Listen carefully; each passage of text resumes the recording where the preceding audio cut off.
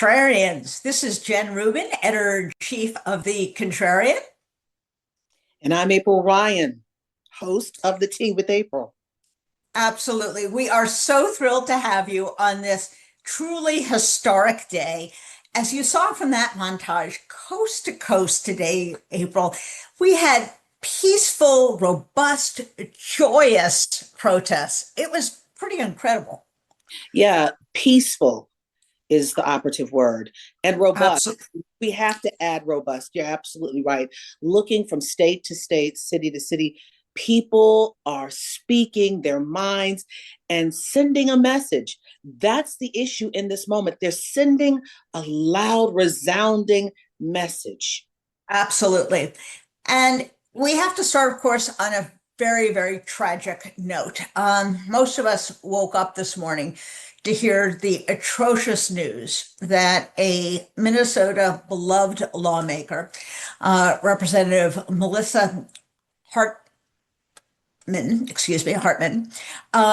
had been assassinated, as well as her husband, Mark.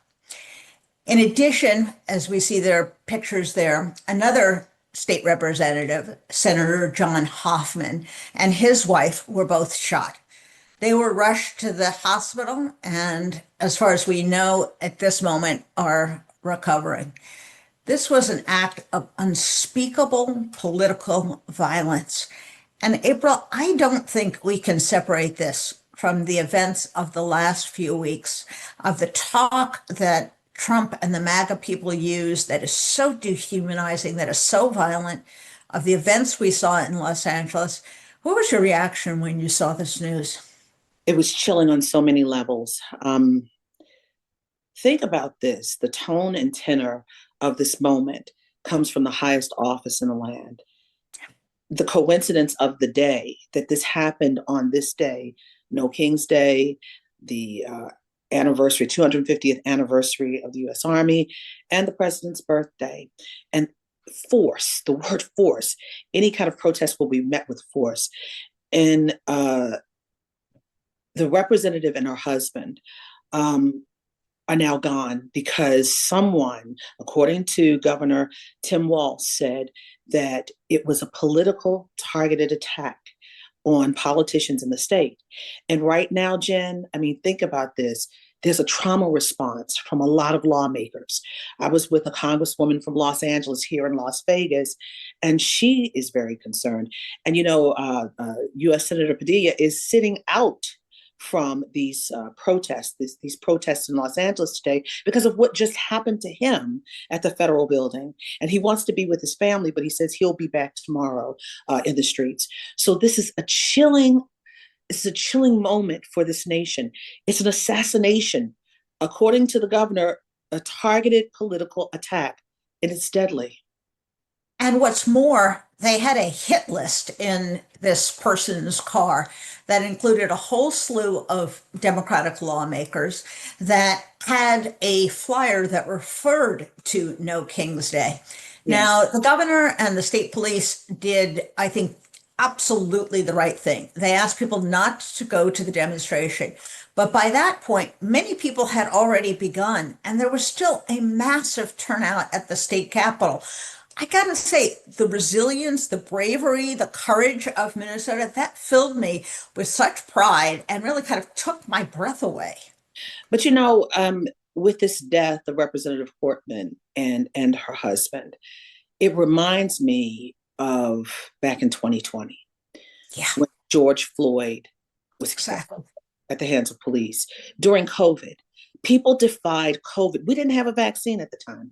They defied death and went out and protested for what they wanted, justice. And, in Minnesota, they're telling them not to go out because the suspect is still on the loose. Yeah. And people are defying it. They're trying to make their voices known because they don't like the tone and tenor, the laws, the new initiatives, the executive orders that are coming out of 1600 Pennsylvania Avenue, and some of the Republicans are supporting on Capitol Hill. Absolutely. Now, friends, we are not going to show you today this self-indulgent, really vile parade that Trump is throwing for himself. It reminds me of the kid who doesn't think anyone's going to throw a party for him, so he throws it for himself. Mm. And mind you, this is happening at a time there is a full-blown war in the Middle East. Yeah. There are real threats, there are real problems in the world, and Trump is throwing this self-reverential parade. But Rachel, it's worse than that. Early this morning, we saw footage from Washington, D.C. 60 veterans, men who had served this country. And right there, you see the police carting away an elderly veteran, 80 years old. They took away his walker and handcuffed him to move him down the street. What kind of country have we become? Well, Jen, um, these people served this nation. They served to Mm. protect our freedoms and our rights. And on a day when we are celebrating the 250th anniversary of the US Army, celebrating soldiers, celebrating their valiance, their vigor, they're being arrested on Capitol Hill. It And is go ahead. amazing. No, Yeah, it's just, it's shocking. It's such a hypocrisy that is writ large on the face of this nation that it is really deeply, deeply disturbing. but Jen, here's the next piece. It just brings me back to President Trump and his conversations, his chastising of late Senator John McCain, Republican late Senator John McCain, who comes from a family of military personnel. And John McCain was a prisoner of war. He was a prisoner of war who could have left, but he stayed there for his men and he stayed there for this nation. He was broken and bloodied for this nation, and to mock him, it just reminds me of this moment. It's what is it? Is it are we celebrating our military, or are we arresting them and talking about them? It goes back to, what is this day? Is it a birthday celebration for you to feel like these are your toy soldiers? Or is this really a moment to celebrate the resilience and the fortitude of a US military that keeps us free? That keeps us free. Absolutely. And I feel that today was really a split screen. The vast majority of America was out peacefully demonstrating, joyfully, in a diversity, a breadth that really is endemic of this country. And yet, on the other side of the screen, you had Donald Trump and his little toy parade. Um, I think, and we see there some of the peaceful protesting that has gone on around the country. What I love, Rachel, are the funny signs. I love the joy. I love the creativity that people have there. So, earlier in the week, I got a chance to talk to one of our great heroes, your and mine, um, Jamie Raskin. Now, Yes. he was in Philadelphia today, um, and he was um, phenomenal in Yeah. Philadelphia. He said, I don't see you people cowering. He said, I know you people know something about getting rid of tyrants. But earlier in the week, I had a chance to talk to him. And I began by asking him, quoting, the great Hamilton, in a world turned upside down, how did we get so far from the founding fathers' vision of a democracy, a contained executive, no standing army, to Donald Trump? What has happened? And here's what he had to say. Well, the network of values that the Enlightenment liberals fought for in the American Revolution included truth, facts, science, morality, decency, the rule of law. The network of values that Donald Trump is evidently fighting for include dishonesty, propaganda, disinformation, the use of violence to have your way, whether it's an insurrection when you're on the outside or whether it's repression when you're on the inside. The setting of the United States against the rest of the world formally, while making private deals that profit the leader and his family on the inside, and constant lawlessness and violation of the basic constitutional principles. So you're just talking about day and night. Donald Trump has a lot more to do with King George than he has to do with the American revolutionaries. And like I like to say, the people who wrote our Constitution, well, Donald Trump didn't know a lot about them, but they certainly knew a lot about him. And that's why we have a foreign emoluments clause. That's why we have a domestic emoluments clause. That's why we have a constitution that is supreme and not a leader that is supreme. And that's why Congress is in Article 1 and the president is not in Article 1, right? It is Congress that has the lawmaking power, the power of budgets and taxes to regulate commerce among the states and with foreign nations. That's why it's Congress that's always set tariffs, not the president. That's why the Court of Trade struck Trump down 2 weeks ago on his tariffs, because he was invoking IEPA, the International Emergency Economic Powers Act, which doesn't mention the word tariffs and which has never been used for tariffs before. So he was just completely outside of his box, but he doesn't accept that. He thinks that the president is like a king. What's the core job of the president, Jen? Well, it's to take care that the laws are faithfully executed, not twisted, not distorted, not deformed. And an Appropriations Act is a federal law, like the law saying you can't attack federal officers. So you don't like the Appropriations Act, which has been passed by the House and Senate and signed into law by the president, well, then you nonetheless have to comply with it. You take care of the laws faithfully executed, and you try to convince them on the next round to spend money differently, but you don't impound it, you don't divert it, you don't redirect it. So basically, this military extravaganza birthday parade costing us tens of millions of dollars is a radical affront to everything that the founders were fighting for. A radical affront. That's amazing. A radical affront to what the fathers had. That's something. And he's right, Jen, when he said he talked about King George. Think about this. The people who colonized this nation, right? Think about this. They left England. Why? Because they didn't want a king. Yes. They didn't want a king. But Donald Trump is a king. He is the emperor with the new clothes. He doesn't see what's going on. He has too many yes people instead of people who are telling him exactly the facts of what's going on. He's living in another world than the reality here. Right. Yeah. April, you mentioned you were in Vegas today. Tell us a little bit about kind of the mood there, what you've seen, what the sentiment was. Well, let me tell you, I'm here for a convention, for this Links convention. It's an organization of Black women who talk about service and sisterhood, right? Fabulous, fabulous. Yeah, Ben Crump, civil rights attorney Ben Crump is here. The Attorney General for the state of Nevada is here, as well as Congress, as well as Congresswoman Dove. She's here. But the overarching theme, this moment, what can we do? What do we do? Can we fix this? Everyone is very concerned because if it's happening to our Latino brothers and sisters, it's going to happen to us, because in this moment where we're talking, let's just look at what's happening to Latinos in these raids. No due process and profiling, right?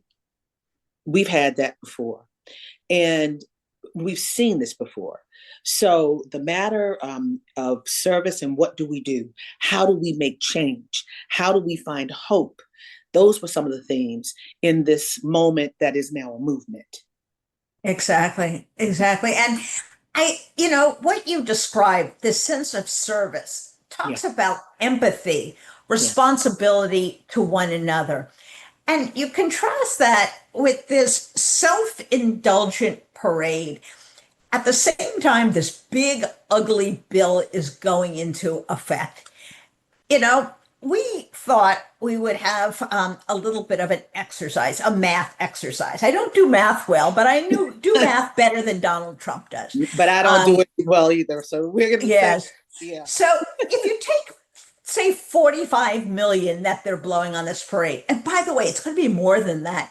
According to a very good New York Times article this morning, $3 to $16 million is going to be spent repairing the streets of Washington after they have run over them with the tanks. So it's going to be more than 45 million. It's like a contractor. It's always double what they say it's going to be. So you have that.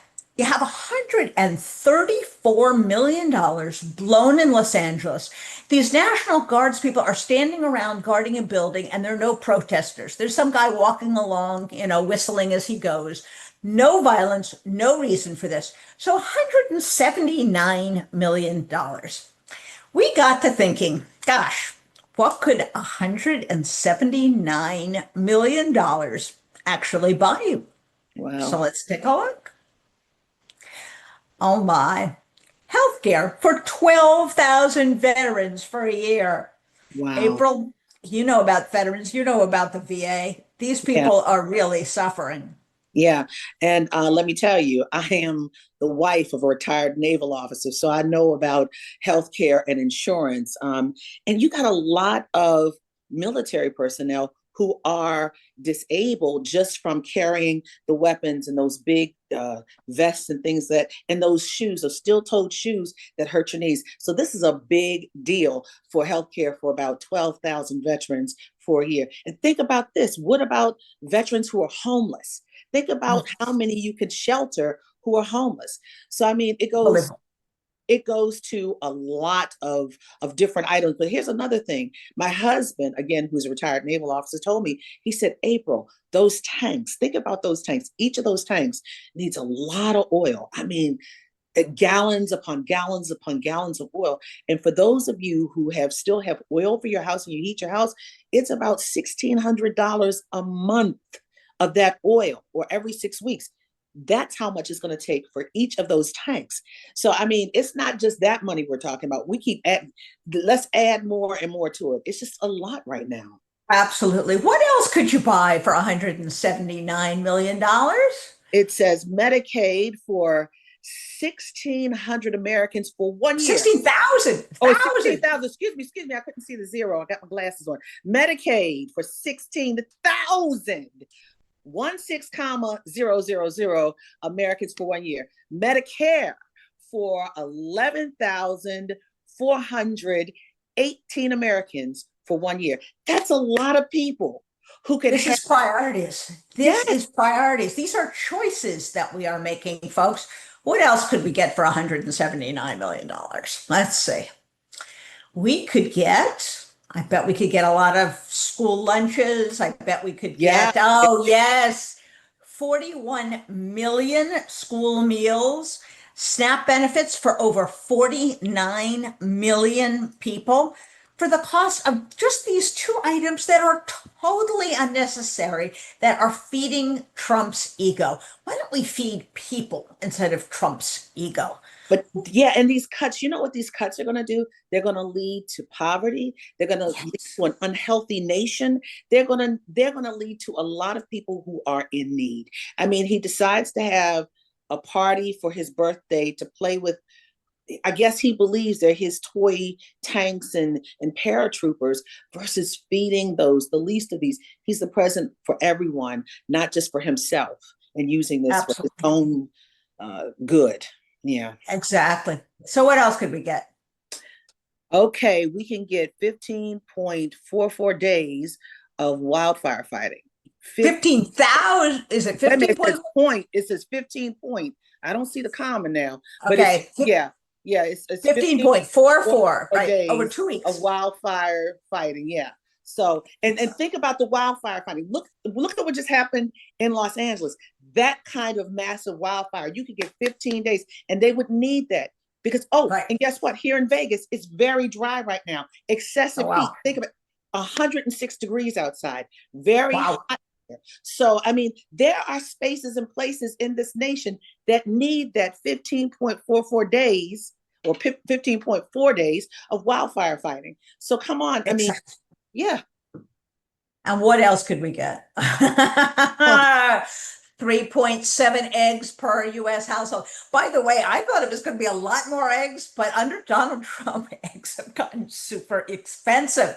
So, folks, we can have some fun with this, but this isn't fun. This isn't fun and this is games. real. This is real This life. is real stuff. Yeah. But we have with us someone who is very near and dear to the contrarian family, who I met a number of years ago, who is an American patriot, who has served more than Donald Trump and his entire cabinet have ever served, 20 years in the Marine Corps. Wow. She was the first woman in the Marine Corps to fly a combat mission in an Yeah. F-18.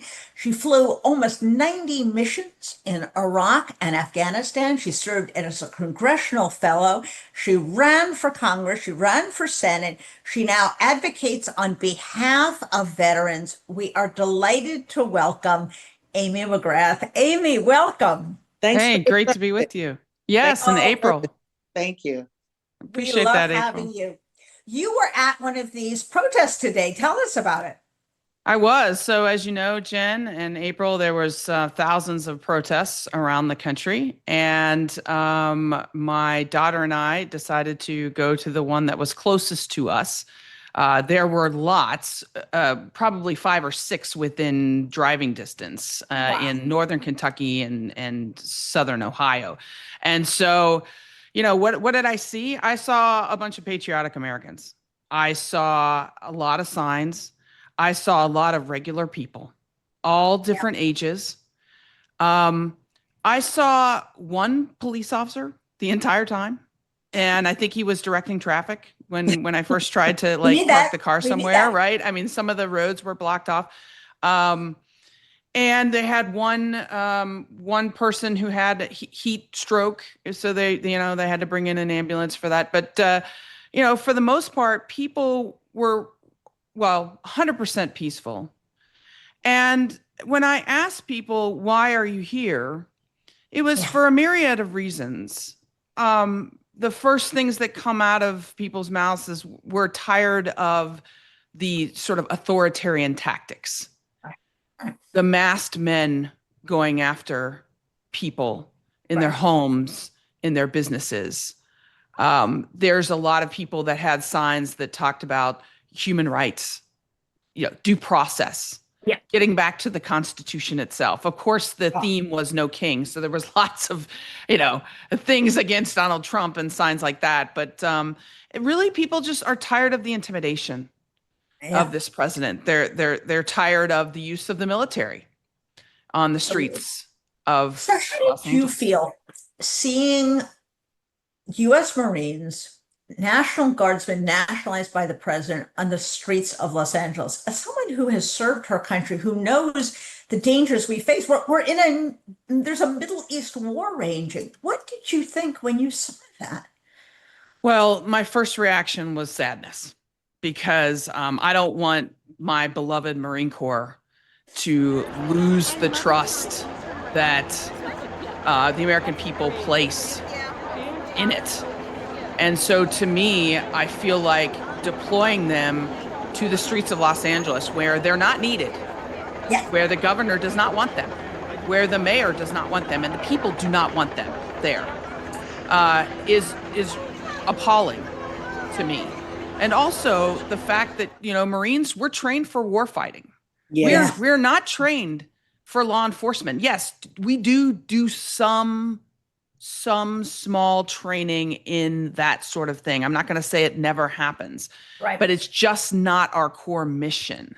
Right. And so you would not send the LAPD over to Afghanistan to fight the Taliban. You wouldn't send them over to war.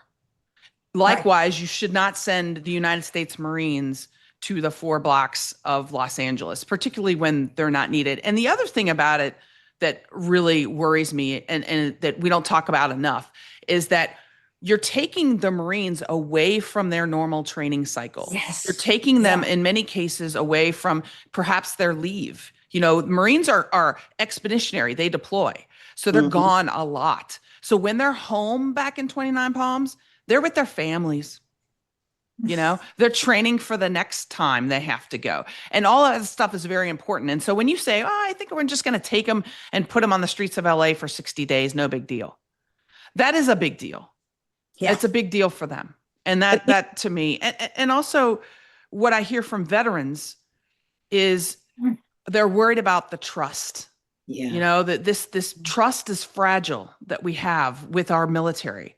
And when it's being used for political purposes, for a tool of a wannabe dictator, and this is what General Milley was referring to when he left office, that is very scary, and it erodes that trust that is so important for our country. Amy, can I ask you a question really fast? Yes, ma'am. I am concerned with how the president has been talking to our military. Just last week, how he had that event, and it was like a loyalty test for those who supported him. They stood behind him. Are you concerned that there's now more of a shift in the military that focuses more on the president versus the country and the Constitution? Well, I'm certainly concerned. I will say that I have a lot of respect and believe in my fellow Americans who wear the uniform. I think for the most part, they are extremely professional. The military is the most diverse Yes. group that we have in this entire country. And The first federal organization integrated. Yes. And so it is made up not only in terms of diverse ethnicity and religions and different people from all walks of life around the country, but also a diversity in terms of politics. So not everybody in the military, despite popular belief, is conservative. It's actually just divided just like America. So the problem is that it has been extremely, and the norm is the apoliticization of the military. It's not supposed to be politicized. So things that Donald Trump has done that may not have even made the front pages of the news. For example, wearing a MAGA hat at the graduation ceremony at West Point, doing a pass and review with that hat on, giving a political speech in front of the 101st Airborne Division at Fort Bragg with them cheering. The military is trying to figure out how to deal with this because we've never had to deal with this before. We've never had such an unprofessional, disrespectful president, commander in chief. And so the military is caught in this place where they don't really know what to do. And sometimes they're not, in my mind, making some of the right decisions. But, this is new for many of these leaders. I think a lot of them are concerned about getting fired. Absolutely. And we've already seen the top ranks of the military decimated.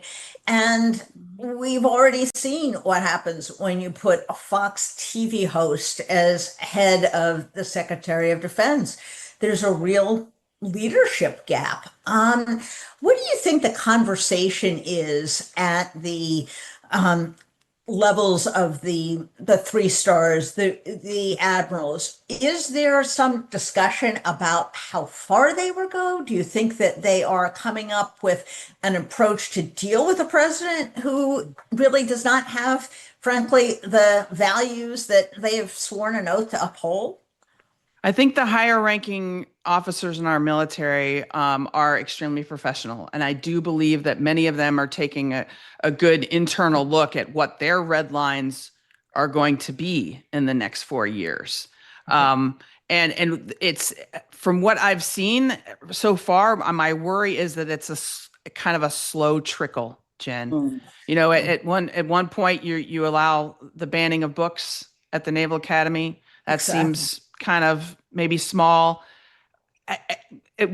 Where's the slippery slope? Now you're deploying Marines to the streets of Los Angeles. Now you're selling Trump gear at Fort Bragg. Before we're screening for soldiers that agree with his political agendas to stand behind him as if they are political props in a campaign rally. Where do the commanders, where does it end? And that's my concern there. And then you brought up an almost a even bigger issue, and that is the issue of America's place in the world right now and the dangers that we are looking inward and have completely incompetent national security team. Remember Absolutely. last time Trump was in office, he had some competence. He had Yes. H.R. McMaster, General Mattis, General Kelly. I didn't agree with John Bolton, but he was pretty competent in many ways. Now, Donald Trump is surrounded by sycophants, by conspiracy theorists. Our director of national security is a conspiracy theorist. He sent his top negotiator to Ukraine, Gaza, and to Iran. He was a golf buddy who has no experience in negotiation or international diplomacy in any way, shape, or form. And look at what that has gotten us. And meanwhile, the military, we're going to be the ones that are weakened here because of that. And that's not even bringing up the completely incompetent Secretary of Defense that he nominated and that the Senate confirmed, who gave up classified information before a major strike. Absolutely. And Amy, I think you raise, as we reach the end of our segment, a really critical part. Congress has a responsibility. The Senate voted to put these people there. If you don't like what Pete Hegseth is doing, if you don't like what is going on there, then go talk to Joni Ernst, who voted for this person. So, Amy, we cannot thank you enough for your service to the country, for your continuing work on behalf of veterans.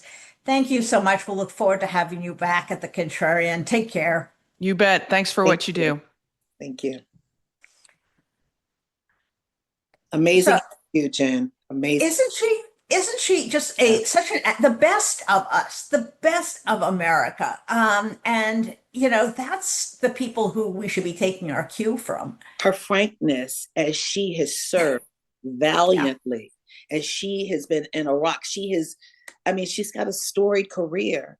And to actually speak so frankly about what is currently happening. This is not about politics. This is about service to the country. Absolutely. Not about the president, not about Pete Hegseth, who is on the review stand with the president for this parade, if you will. Lovely. Well, we're now going to go to some real American heroes and people with a great spirit of America. There were rallies all over the country today, but in particular, we want to bring you something that happened from Lambertville, New Jersey, and New Hope, Pennsylvania. This comes to us from the folks at Indivisible. Not alone. I will tell you that today there are almost 2,000 No Kings protests across the country and across the world.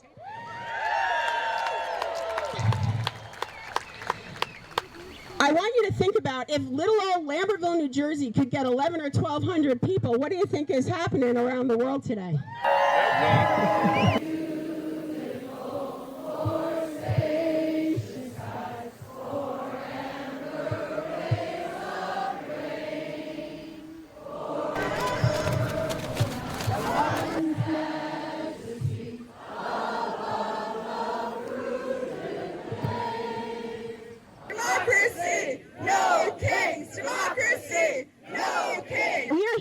To say no kings.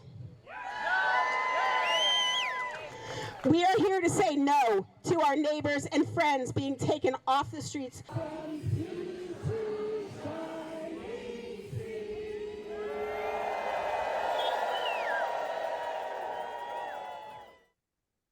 I love that, April. Is that great? Patriotism, creativity, coordination. Wow, that's pretty impressive stuff. It's hope and people believing we the people are still forming a more perfect union, even as we have the biggest case of gastritis right now, as a nation. But it gives me hope. That's the thing that's different than any other country that's dealing with dictatorship or authoritarianism. The people being able to peacefully protest, supposedly without arrest. And to speak their mind. And that's what America is about. Absolutely. And, I love your phrase, the gastritis. Yes, he does give us indigestion. I do wake up in the middle of the night. He's going to give us all a terrible ulcer. But there's an antidote for that. And that is great American heroes like Amy McGrath and like Wes Moore. Yes. I got a chance to talk to him. He is one of my favorite American governors. He is not only a governor, not only the first Black governor of Maryland, not only the third governor of any state who is African American, but a veteran and someone who has masterfully kept the repair of the bridge going against all odds, with Trump returning and all. And so after seeing the deployment of the National Guard and the calling up of the Marines, I asked him what he thought about that as a vet and as an American governor. Yeah, to be honest, I felt for our Marines. They did not sign up to be used essentially as pawns in a larger fight. And I say this not only as someone who takes very seriously the role of being the commander-in-chief of the Maryland National Guard, but I say that as someone who's worn the uniform. I say it as someone who deployed to Afghanistan with the 82nd Airborne Division and led paratroopers in combat. I know what we were trained for. We were trained to fight and win our nation's wars. We were trained with a very clear understanding about protocols and very, very clear understanding about engagement. And we were trained knowing that some of the first lessons we were taught were about things like posse comitatus and about what are the laws that we have about policing within the U.S. borders and doing policing functions. And so I really feel bad for these Marines. Because I feel like in many ways they are now being told to execute upon a mission that in many ways is serving more performative than anything else. One of the things that we do pride ourselves on is that we are the ones who are close to the ground. As governors, we know what's happening on the ground in our own individual jurisdictions. We understand the methods of escalation. We understand the type of resources and tools that we have. And so to see that now being usurped, to see that being done without the information, without the guidance, without the coordination of the state's chief executive and of the commander in chief, it's really hard to swallow, because this was not the way the system was intended to work. Right. In his memorandum announcing that he was going to do this, the president made a very wide declaration that he was prepared to send troops, not just National Guard, but actual troops anywhere in the United States if there was a rebellion, or he thought there might be a rebellion. Again, as a governor and as someone who's sworn to uphold the Constitution, what was your reaction? You did join in a letter that all of the Democratic governors signed. Why were you so concerned about this? Well, I was so concerned because I know that for me, that our number one priority is public safety. My number one priority is keeping the people of the state of Maryland safe. And so to see how this decision was made in California, we knew that this had nothing to do with California. This was a blanket shot across the bow for each and every one of us who serve as chief executives of our state and who serve as commanders in chiefs of our National Guard. And it's especially challenging because, again, we are going to make sure that we are following the Constitution. I'm a very big believer in the First Amendment and that there is a right to free speech and there's a right to assembly. It needs to be done peacefully. That nowhere in the Constitution says that you have the right to loot. Nowhere in the Constitution does it say you have the right to go into violence. Nowhere in the Constitution does it say that you have a right to throw rocks at police officers, right? So we are going to make sure that people can exercise their First Amendment rights peacefully and safely. However, it's also really important for people who are closest to the ground to be the ones to be able to understand and be the part of the conversation about what is the escalation methods and what is the escalation guidelines that we have. And the president, by doing what he did this week, showed that there is no regard for that. And there's no interest in being able to have that conversation. It just further reinforces this idea that the relationship between the federal government and our states has been severed. Exactly. Now, Donald Trump is spending $134 million on this stunt, and he is also throwing a parade for himself today. I guess no one invited him to a birthday party, so he's throwing one himself, and that's going to cost tens of millions of dollars at a time where he's claiming that we have to make cuts to Medicaid and to SNAP and to green energy. What's your reaction to spending our taxpayer dollars in this function? Yeah, I believe as much as anybody else, and that we have to find ways of celebrating our veterans and celebrating our soldiers. We need to, as a country, do a better job of making "thank you for your service" actually mean something and not just be a slogan, but actually put real heft and weight behind it. And we have seen now this slicing of the Department of Veterans Affairs. And so I find it just deeply disingenuous to somehow think that saying I support our soldiers it means by doing flyovers and by doing parades when you are cutting benefits. That supporting your veterans does not mean going down to Fort Bragg and watching our remarkable paratroopers, while at the same time you are cutting jobs for veterans. When you're cutting supports for things like suicide prevention and cutting medical supports for those who are suffering from PTSD, when you're cutting the jobs of those whose job it is to make sure that our veterans and their family members are receiving a proper burial. And so I believe that we need to do a better job of thanking our veterans. I believe we need to do a better job of being able to lift up our military personnel. I say that as someone who, as someone who has worn the uniform. I believe in this deeply and internally and personally.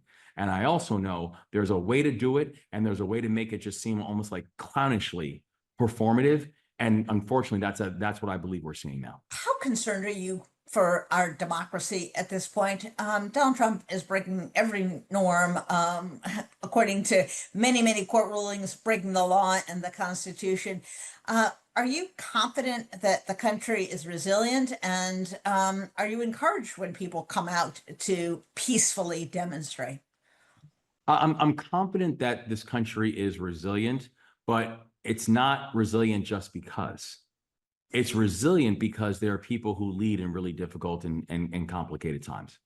And the thing that does give me a real sense of hope from where we are right now is the fact that I know our country's history. That our country's history is not simple. In fact, the Maryland flag that I wear on my lapel is a Union flag and a Confederate flag together. So Maryland literally epitomizes this dichotomy of American history. The fact that the Mason-Dixon line really literally runs through my state, that my state is the home of Frederick Douglass and Harriet Tubman and Thurgood Marshall. And so I understand America's unevenness and frankly, the measure of brokenness that sits in the foundation. But I also know that the reason that I can sit here, despite all that, as the 63rd governor of the state of Maryland and the first Black governor in the history of the state of Maryland, is because there were people who led in really difficult and complicated times. And they were able to help us to see a higher plane. They were able to help us to see a better future than even the present that they saw at the time. It is very clear to me that right now we do have a presidential administration that is using the Constitution like it's a suggestion box. It is very clear that we have a president of the United States that despite getting court orders, and in some cases, Supreme Court orders, universal and unanimous Supreme Court orders, and is still not following the law, that these are dangerous waters that we are swimming in. I also know this is when leadership matters more than ever. I can't think of anyone better to govern and lead in complicated times than you, Governor. So thank you again for joining us. You've been such a good friend to the Contrarian. We will look forward to having you back. And we hope that other governors are listening and will follow your example. So thanks so very much. God bless you. Thank you. And happy birthday to the U.S. Army. Wow, Jen, Wow. that was a good interview. That was a really good interview. He was wonderful. And, talk about leadership. People understandably not thrilled with every member of Congress, but, we got leaders out there. If we'll just go look for them, not all of them have a position in Congress. Not all of them are leader X or majority leader Y. So he is really one of the most inspirational people that's out there. But someone else who is inspirational to us, who is a fellow refugee from the corporate and billionaire owned media, who fled after 18 successful years at CNN with ratings high and with his head held high. He is also a beloved son of a Cuban refugee, another American, resulting from our open doors and our generous spirit. Jim Acosta. Jim, welcome. Hey, Jen and April, how are you? Great to see you. Fine. Well, Jen, I call him my brother from another mother. Jim Yep. and My I sister have from been- another mister. Yes, yes. We have been through the trenches together and still going through. But Jim, thank you for joining today. And you always show up and show out. You've got a lot of information of what's going on, we understand, out in the streets. Yeah. You were just at well, you're still at Black Lives Matter Plaza, but tell us about some tense situations there, and also what happened in Culpeper, Virginia. Yeah. Yeah, I mean, we're just seeing some news coming in, guys. Apparently, a man drove into a crowd of protesters at a No Kings rally in Culpeper, Virginia. It's about an hour and a half to 2 hours outside of Washington, D.C. And we don't know all the circumstances at this point, but apparently there was a No Kings rally going on, a No Kings protest. And this man intentionally, according to authorities, drove into the crowd. Now, we don't know what the circumstances were. Did he do it intentionally to hurt people, to disrupt the rally? We don't know. But obviously, happening in a state, the same state as Charlottesville, Virginia, it makes you wonder, my goodness, could something similar have happened earlier today? I will tell you, I was here earlier today. I was covering this as part of some live coverage I was doing on my show with Don Lemon and Joy Reid. And I'm right above Black Lives Matter Plaza, which was, named that after the George Floyd protest by Mayor Muriel Bowser. And I was down here at about 3 o'clock this afternoon, and there were some protests going on. Some No Kings rally protesters were here peacefully protesting, making their voices heard, doing what they should be doing. And there were some Trump supporters who came in. There was a lady with a Donald Trump flag. And it got a little tense in there, I will say, for about 15 or 20 minutes. But you know what, Jen and April, it dissipated. The tension dissipated and the peaceful protest continued. And I think, listen, the feeling that I have today is a good feeling at the end of these No Kings protests, because this feels like the beginning of something that is building in this country. And Donald Trump, he laid this trap. He set out this mousetrap. He put the bait on it. He was hoping that protesters would show up and that there would be a confrontation and that they could go in there and crack some skulls, because that's what he wants. He wants those images playing on Fox and in conservative media. And by and large, it seems the protesters did not give Trump what he wanted. And I think that's a very clear and convincing, testament to the power of the people getting out in the streets and making their voices heard. Exactly. And, the point is not to eliminate conflict. We're a big, great democracy with lots of different people. It's to resolve our differences and our conflicts peacefully. I have to ask you, because I know you know him from coverage, and he's really kind of a beloved figure around the Capitol. What did you think when you saw the footage of Senator Alex Padilla really manhandled, thrown to the ground, handcuffed for asking a question? I must say, I thought a little bit about another reporter who asked questions and paid a penalty. But in this case, he received violence. He was brutalized. What did you think when you saw Senator Alex Padilla the other day? I have to say, Jen, my blood was boiling after I saw what took place with Senator Padilla. I immediately went on my Substack and spoke with my friend Maria Cardona about this.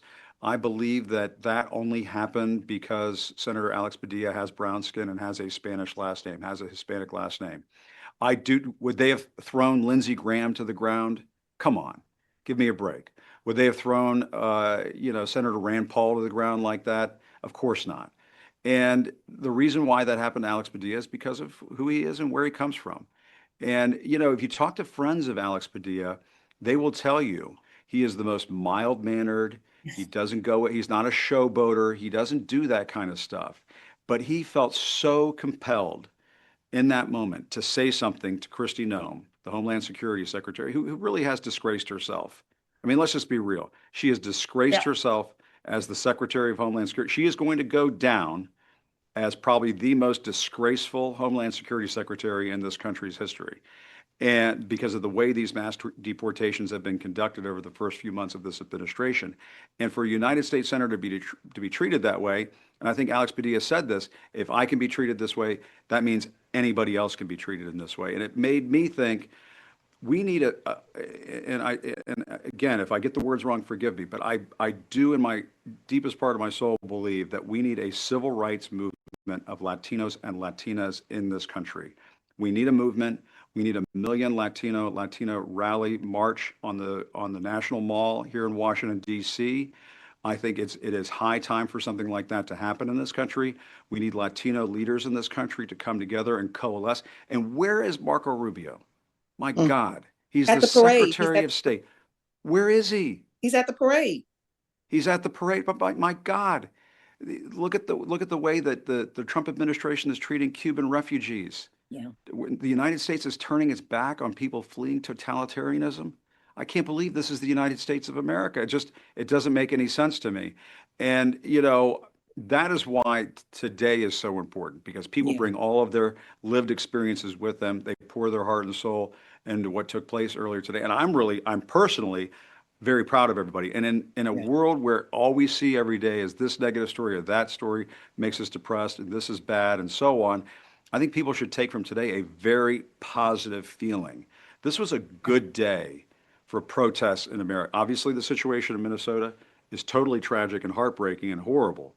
But the No Kings protests, I think, set a very important marker in this country, and that is peaceful, nonviolent protests can happen in America against this regime, and it can make change. And I think the change that was made today is demonstrating to people is that your voice does matter. You can't just throw in the towel. You can't just say, "Oh, well, he's in there. We're stuck with him for another 3 years. What are we going to do?" No, I think today sent the message that you can do more, and you can do it in a way that makes a big difference. So, Jim, today is a mosh of, like you said, a lot of different things, from the ICE raids, due process that we're not seeing in some of these cases, profiling, also the fact that this president has just cut across laws. He's doing what he wants. If you had a chance to be back in that briefing room or in the Oval Office, what would you ask Caroline Leavitt or the president? Well, it's funny that you mentioned that. I asked Caroline Leavitt the other day. I sent her a message over XDM. Email. Oh, okay. And I said, not email. I'm going to do that, April. But I did it over DM, and I said, "Can I have an interview with Donald Trump?" And she wrote back and said, "With you?" ? And I said, "Yeah." And I didn't hear back from her. So the offer has been extended. Wait a minute. This is Caroline breaking Leavitt. news. This is breaking news. I did It's put that out there. breaking news. Okay. They're wimps. They're never going to let me in there. They're never going to give that Who's interview. saying that? You're not going to get an interview. You need to. I But want Donald you to Trump, this let me tell interview. you something. The question I would ask is this: why do you hate the Hispanic people of this country? Why do you hate the Latino people of this country? Just tell me. What happened? What happened to you? What happened to you, Stephen? You and I know this. You and I covered that first administration. You and I know this. What does 2035 look like? It looks like brown America. He does not like the browning of America. You know why. It's just like when I asked the question, "Mr. President, are you racist?" I didn't. But then you know what that means, that April. now. But April, you know what that means for a man that likes to have a dictator parade for himself, with the paratroopers jumping out of airplanes, and God bless him. God bless the United States Army. My grandfather was in the Army. He's buried at Arlington National Cemetery. Wow. Donald Trump likes to hug the flag and say he loves America. But if what you're saying is true, April, what this means is Donald Trump hates America. He actually hates what America is becoming. And if he hates the fact that we're becoming a more diverse, more loving, more together country, then that, I think, is at the heart of where we are right now. And that's what we're up against. We're up against somebody who hates the future of America. And the future of America needs to come to the rescue of America, in my view. And I think that's what we're starting to see right now. The young people of this country get it. They totally get this. They're like, what is wrong with the olds? You know what I mean? Like, why do you have the problems with minorities? Why do you have problems with gays and the LGBTQ plus community? Why? They don't get it. Those folks, as they get older, they're going to have kids, they're going to have grandkids, and this is just moving in the direction that Donald Trump doesn't like. I'm sorry, you lost. You may have won this election by a smidge, and you got back in the White House. Okay, there you go. But no, both he ultimately loses where this is going. He and Elon both said it was rigged, so the jury's out on that one right now. That's true. That's true. Well, Jim, I think what you just said is so important. I spent 40 years of my life in California, and California kind of epitomizes America. It's always been this very diverse, very progressive place. It was founded by Hispanics. It was founded by people who came from what is now across the border. And so no wonder he hates Los Angeles and California. It's the vision of America that he can't accept. I got a question though. Where are the ICE raids at the Trump properties? Yes. Can somebody call ICE on the Trump golf course in Virginia? Yes, you're telling me there's nobody in there that is undocumented or has some kind of squirreliness going on with their paperwork? Give me a break. Hey, how many immigrants has he married? He's got one buried at his golf course in New Jersey. Isn't she buried by the first hole or the second tee or something like that? The first hole, it's the first hole. Immigrants always doing the jobs that Americans don't want to do.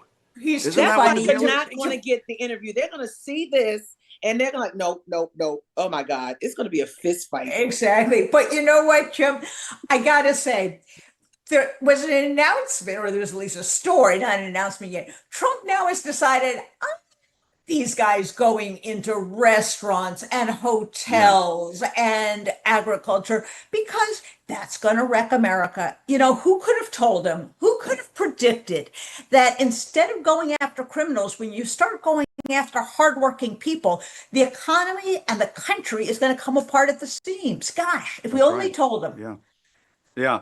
I mean, and that's what our economy is built on. I mean, my dad came over from Cuba, worked at Safeway grocery stores for 40 years. My mom, she's the child of immigrants and worked in restaurants. And like, that's what built America. I'm sorry. And so we're just going to wreck all of that. And we're going to pull all these, who's going to do all this work? And that's, honestly, this is what America was built by immigrants. Exactly. And I don't understand, Donald Trump, he's running off golf courses and hotels and casinos. Are you kidding me? And his grandfather was German, remember? The German, the chancellor came over and gave, Yeah, there is that too. Yeah. Exactly. It's a certain immigrant he wants. That doesn't look like you or me. Well, I remember that from the shithole country thing. Yes, at the time, it was reported that he was wondering why can't we get more from Norway and that sort of thing. And I actually asked him in the Oval Office, did you say that? Do you just want people coming in from white countries? And he just about lost his mind. He doesn't like to be called out for his lies and his racism. And that's what I would do. If I sat down with him for an interview, that would be the two subjects that we would tackle the entire time, his lies and his racism. For foreign policy, all that other stuff, that's, okay, whatever. Lies and racism. He can't handle it. First, you heard it here first, everyone. Jim Acosta has asked for an interview of President Donald Trump. He's going to talk about lies and racism if Caroline Levin and the rest of those allow him, and Taylor allow him. Exactly. Yeah. I'm right here, guys. I'm right across the street. We could do it. We can go now. There you go. Try to There get you in. go. Go try to get in. Yeah, exactly. You Film it. first. I'll be right behind you, Jim, way behind you. Jim, thank you so much. You're such a Good to see great you. friend of the Contrarian. We love you. See you Love next you too. time. All right. Take Thanks, care. ladies. Appreciate it. Thank you so much. No problem. Oh, I love that man. I do First of too. all, he is so witty. He's so quick on his feet. My gosh, I love that guy, and I miss Yeah. him so much at the White House. Yeah. I gotta say, April, you know what's going on there. They got a bunch of weirdos and right-wing OAN people and Breitbart people. These people are not real reporters. It's a joke. Yeah, I don't even want to get into it because there was a situation. I know you got to work there. I know. I know I got to work know. there, but there was a situation this week. I mean, people, it's not straight news. It's opinion, and it's this loyalty test. Those who love Exactly. the president get the questions, get into the Oval Office, get into spaces and places that used to be pooled, that used to be for independent journalists who worked under the association of the WHCA, and now it's what the president wants. It's what he Exactly. wants. Who is in his face is what he wants. So Exactly. you're getting skewed news, everyone. You're getting skewed news and opinion versus the fact that you need in the midst of all of these cuts and these parades and this show of I'm superior, if that's what you Exactly. Exactly. Well, getting back to the real America, the diverse protests, the wonderful expressions of patriotism. There have been some great rallies all over the United States, including in places like Flagstaff, Arizona. Yes. Kind of red America. Way up there, higher than, there we go, there's Flagstaff.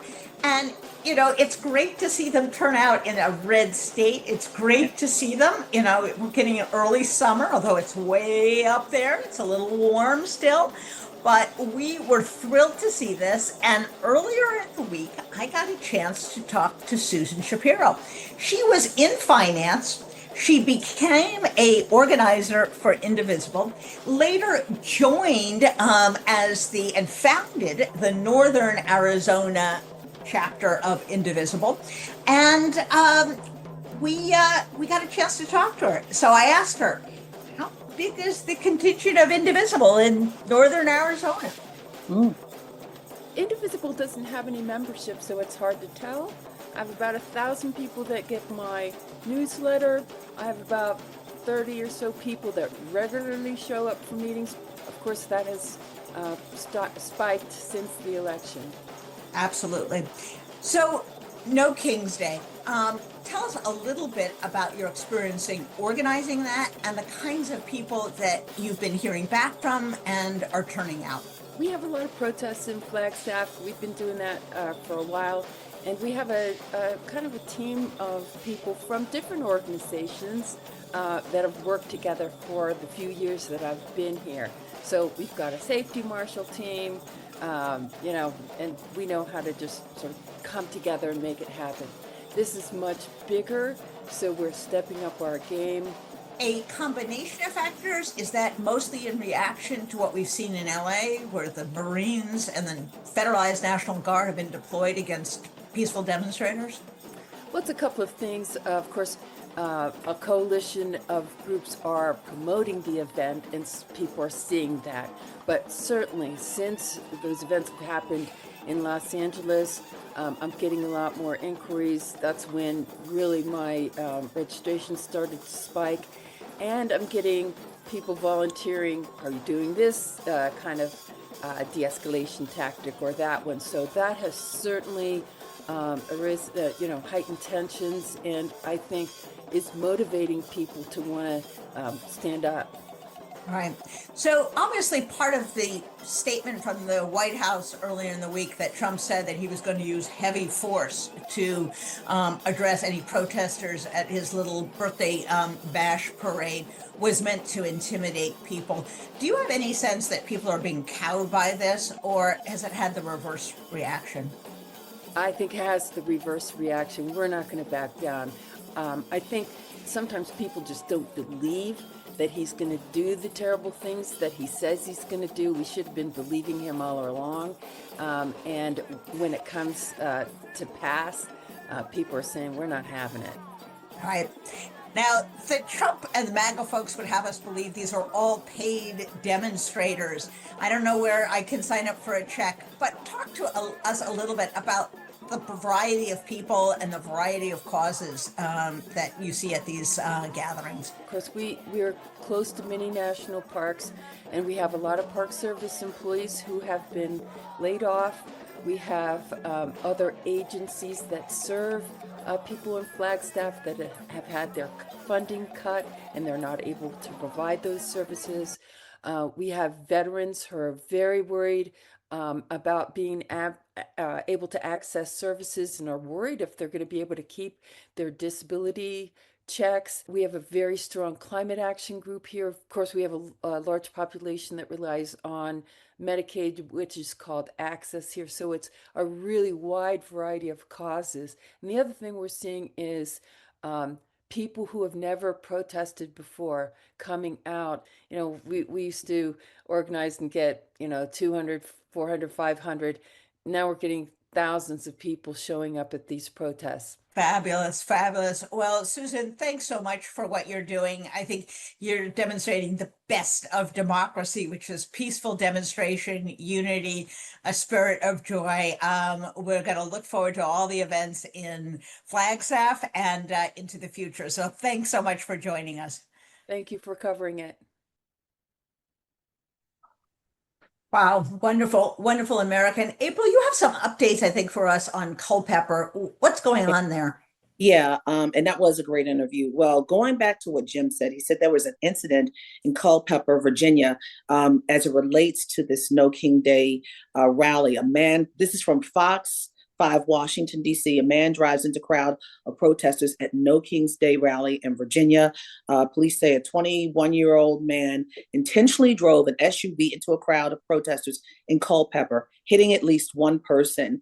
The man was arrested and charged with reckless driving. He's currently being held without bond in Culpeper, in a jail in Culpeper. That's all I'm gonna say. I'm not gonna go into anything else. So, yeah. And Jim was actually right. In 2017, I mean, we've heard of these kind of incidents. In 2017, during that rally, in August of 2017, Heather Heyer was run down during that protest on just off of Main Street in Charlottesville, Virginia. So people have a right to protest peacefully. People have a right to protest peacefully. So unfortunately, we have this. And of course, we heard what happened this morning with the two deaths of a state representative and her husband, and two others shot by a man who Governor Tim Walz believes is a targeted political attack. So everyone, this is the climate we're in. This is the climate. There's a tone and tenor in this moment. So we're just updating. So, and Jen, I know we have another guest, but I didn't want everyone. I didn't want to hold everyone. They needed to know what was going on. Yeah. Absolutely. Well, we have someone who's a familiar face and voice to many people from Pod Save America. But more importantly, he was actually a senior advisor in an administration that was competent, ethical, effective, and respected. Welcome, Dan. It's so great to see you. It's great to be here. Millions of years ago. It feels like millions of light years ago. It feels like yesterday for you, April. For yesterday for you and me, yes. Well, we never left. Absolutely. And I'm sure she was just as tough on you as she is on anybody. She absolutely, I have the scars to prove it. She is a fair-minded journalist. Came after us when we deserved it. You know, Dan, today is not only Donald Trump's birthday. It is not only the 250th anniversary of the Army. It is the 11th anniversary of that great Obama scandal, the tan suit. Oh, no. Oh, no. I mean, this is what these people got themselves in a lather about. And now we have this. Let me get us back to Earth One. If you guys were still in the White House and two people were assassinated. Two others were attempted to be assassinated. Would the president be out there speaking to the country? I mean, what kind of world are we in? Well, we certainly would have canceled the taxpayer funded insecurity fest birthday parade we were having. And the president Yes. absolutely would speak to it. And there was a similar moment early in Obama's presidency when Representative Gabby Giffords was shot, and there was a gunman at an event of hers in Arizona. Yes. And the president spoke to the country about it. He went to Arizona to visit her at her bedside, and then used the State of the Union that was later that week, if I remember correctly, to talk about as a moment where we could all lower political tensions and try to get back to the idea that we as American people, put the political parties aside, but we as the American people have more in common than we have different. And Right. the people really do expect from their president in moments like these to speak to them. It's something that my old friend David Axelrod, who works in the White House, used to say. It's the pastoral role of the president to speak to them, whether, Yes. that is both parties, whether that's George W. Bush after 9/11, Ronald Reagan after the Challenger, Bill Clinton after the Oklahoma City bombing, Obama after Sandy Hook, like in these moments to speak to it. And that is something that Donald Trump has never done, has never considered doing, because it would require thinking about someone other than himself in these moments. Besides, he's the one who's stirring Yes. the divisiveness. He is never in American history have we had someone who uses this incendiary language. You work with words. Yeah. Do the words of the president, the rhetoric, kind of the permission structure, that matters, doesn't it? It matters a huge amount. And we've seen this with Trump and his words. I mean, we think back to in the pipe bomber who was sending pipe bombs to people who Trump was tweeting about on their enemies list, CNN included. He's a saying. Right, exactly. But you also think about like, we don't know enough about this case to speak about specifically what happened here, but we Right. do know that the president of the United States has pardoned people who've committed political violence on his behalf. Yes. Which, put aside his words, but it's also his actions send a message that if you commit political violence on my behalf, if you do something to advance my agenda, to help me out, even if that breaks a law, even if it breaks the secrecy of even attacking a law enforcement officer or attacking a politician, I will give you a pardon, right? That's the true permission structure here. Is that, do we know that that's what happened in this case? We don't know that yet. But what he has done has that impact across the board. And that is why so many people thought it was so dangerous for him to offer those pardons as one of his first acts as president. Exactly. So Dan, let me go back those years to the tan suit and everything else, about those 8 years with Barack Hussein Obama as president. There was a shift in the nation because we made history. And there are a lot of people out here who had a hard time swallowing that and digesting it. But now we've got the polar opposite. What do you see has changed? Because the normalcy of politics has, I think, forever shifted. What it looks like 10 years from now, we don't know. Right. But how has it shifted in your eyes, working from the inner circle and then within the Democratic Party to now? Well, I think it's important to recognize, and perhaps we could have seen some measure of this coming over the course of history, of American history, whenever there is a significant advance in civil rights, it's followed by a backlash of some kind. In the election of the nation's first Black president led to a backlash, right? We saw that in a radicalization of the Republican Party. We saw that in some of the racial elements of the early Tea Party movement. We saw the threats that went against President Obama and his family. Yeah. Just the way in which many congressional Republicans refused to accept his legitimacy as president, because it seemed impossible that Barack Hussein Obama could become president of this country. No, let's just say it seemed impossible for some that a Black man. Yes. Because a lot of times you guys never use that. Yeah. You didn't want to put race out there because it was such. Yes. It caused so much ire. Yes, Say it that's exactly because right. A Black man. Let's say that. For a Black man, and a Black man like Barack Hussein Obama, right? The idea that his background, single father, son of a single mother, father from Kenya, lived in Indonesia, all of those things, right? Not a obviously incredibly unusual background for a president. And then you add in he's a black man coming right after 9/11. All of those things was going on. The birth certificate, the rumor, the conspiracy theories that he was raised in a madrasa, all of those things. And we saw that backlash. And that backlash then led to a Republican Party that changed fundamentally and became, at its base level, became one where more traditional Republicans would no longer be welcome, right? I mean, the way to think about it is that Barack Obama's opponent, when he ran for re-election, is not welcome in the Republican Party of Donald Trump anymore. Exactly. Right? His opponent in 2008, not welcome in the Republican Party anymore, where John McCain's still alive, right? Someone who was trashed by President Trump. And so politics we're in the backlash.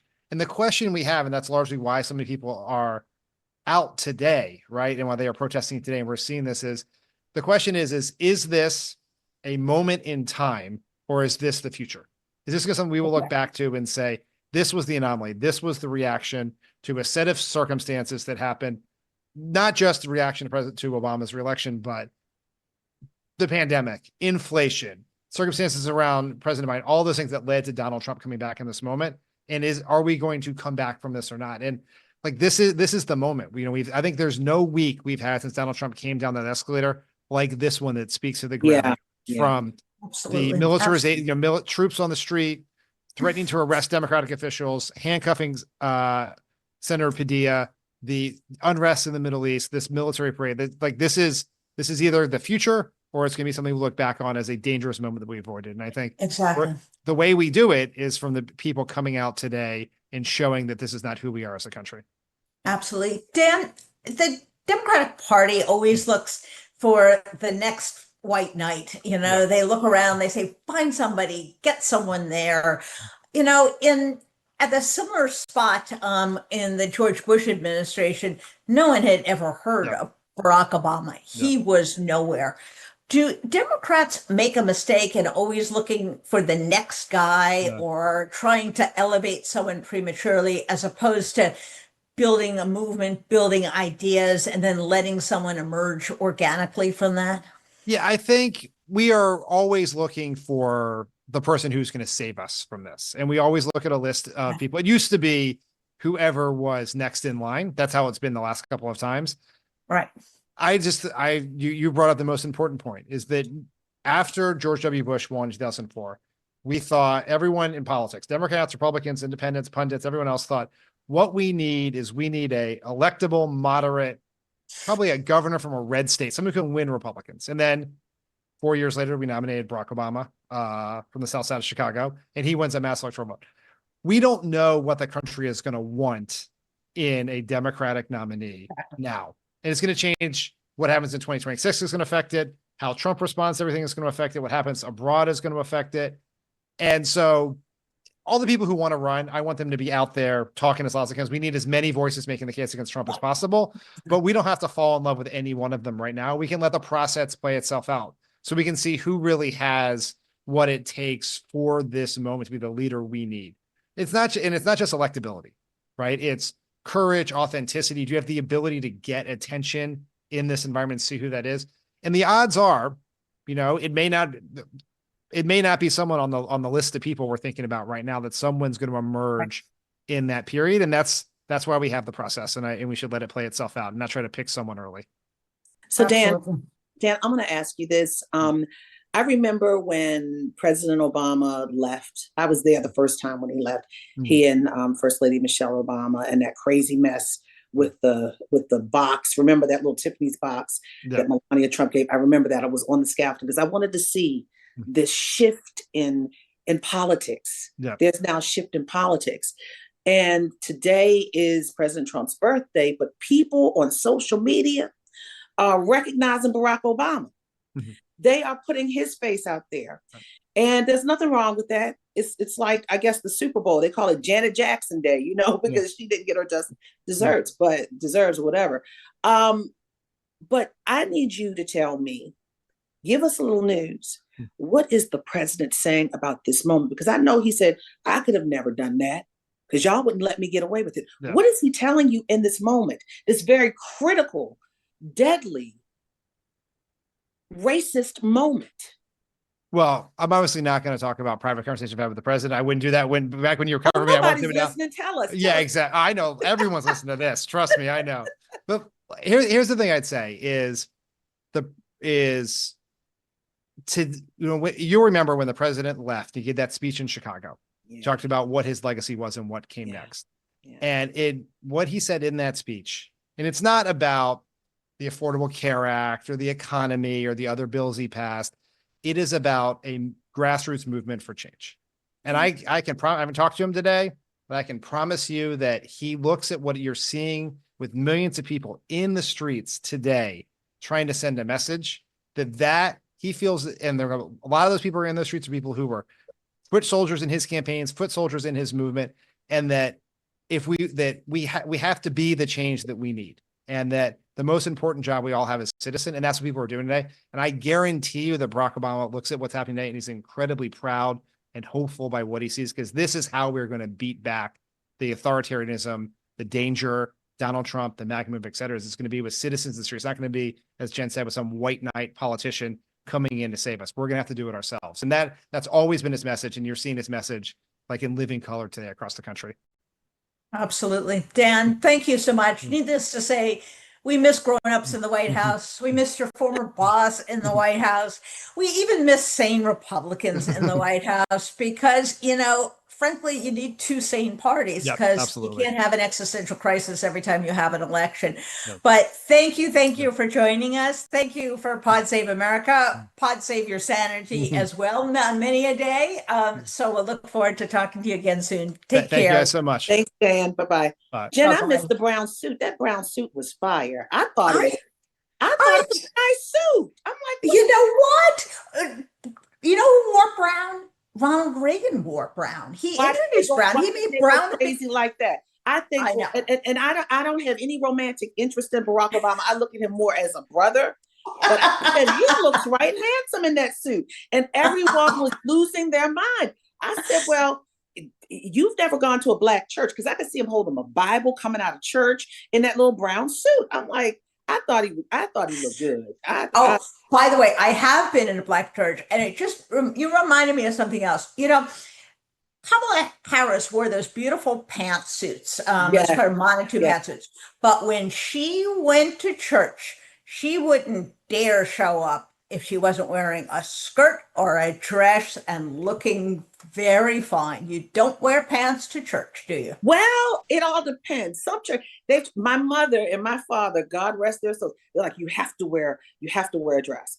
And if the pantsuit is beautiful and it's real, I'll wear it, because my time growing up, it was like you bring the Lord your best. And yes, you are. What about the people who can't, you come as you are? But yeah, that's a whole nother show. Absolutely. We're going to have to do fashion with April and proper church attire. We'll save that for another time. Absolutely. But, April, it's not just in the United States. What blew me away today was that there are no King's Marches in Frankfurt, in Paris, in Toronto. God bless them.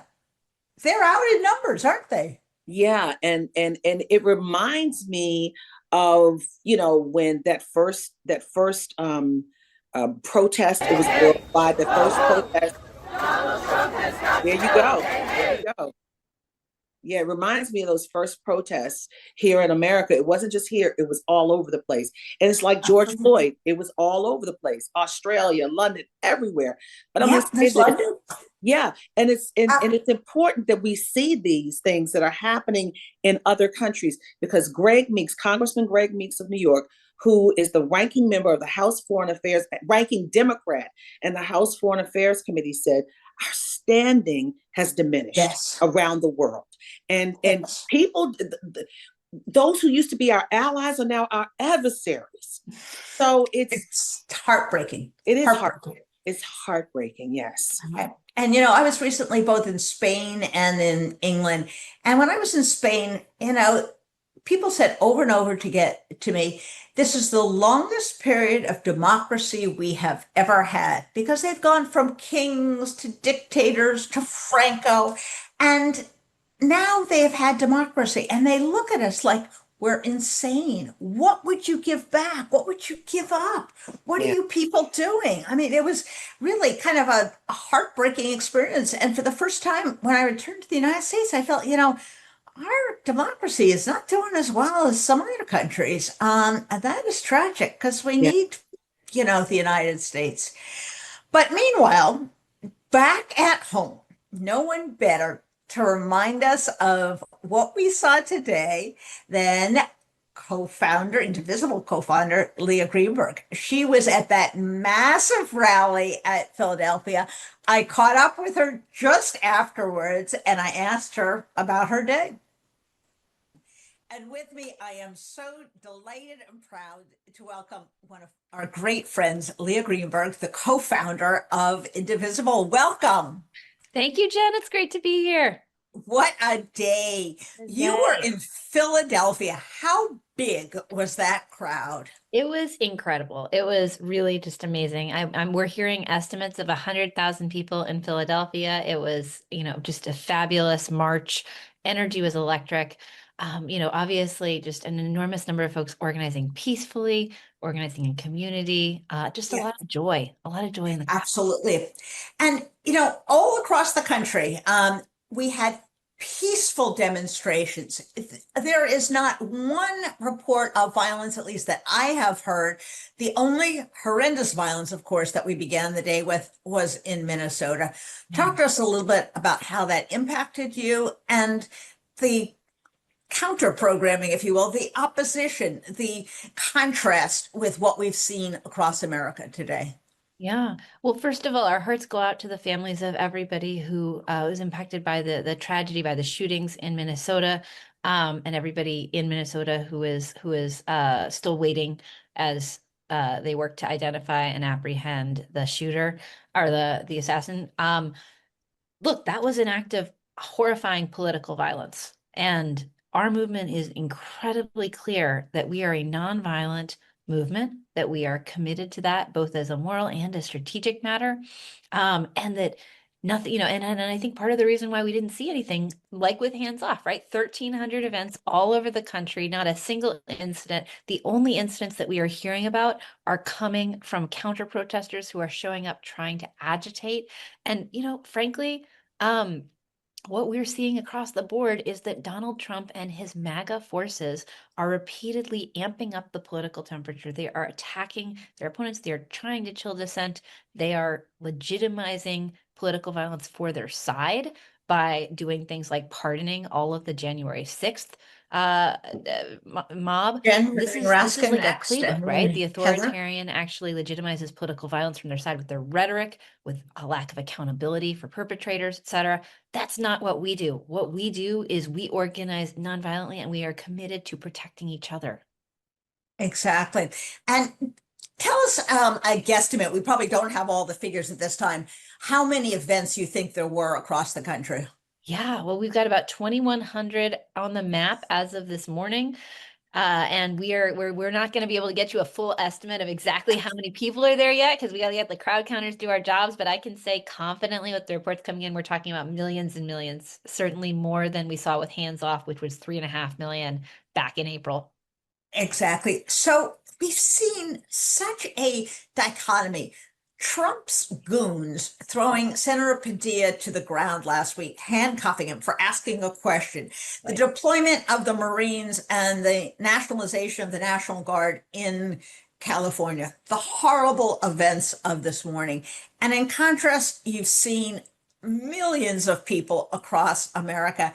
What does this tell you, and what does this give you hope, if it does, about the future of American democracy? What it tells me is that they are losing control, and they're escalating because they know they're losing control and that we're going to win.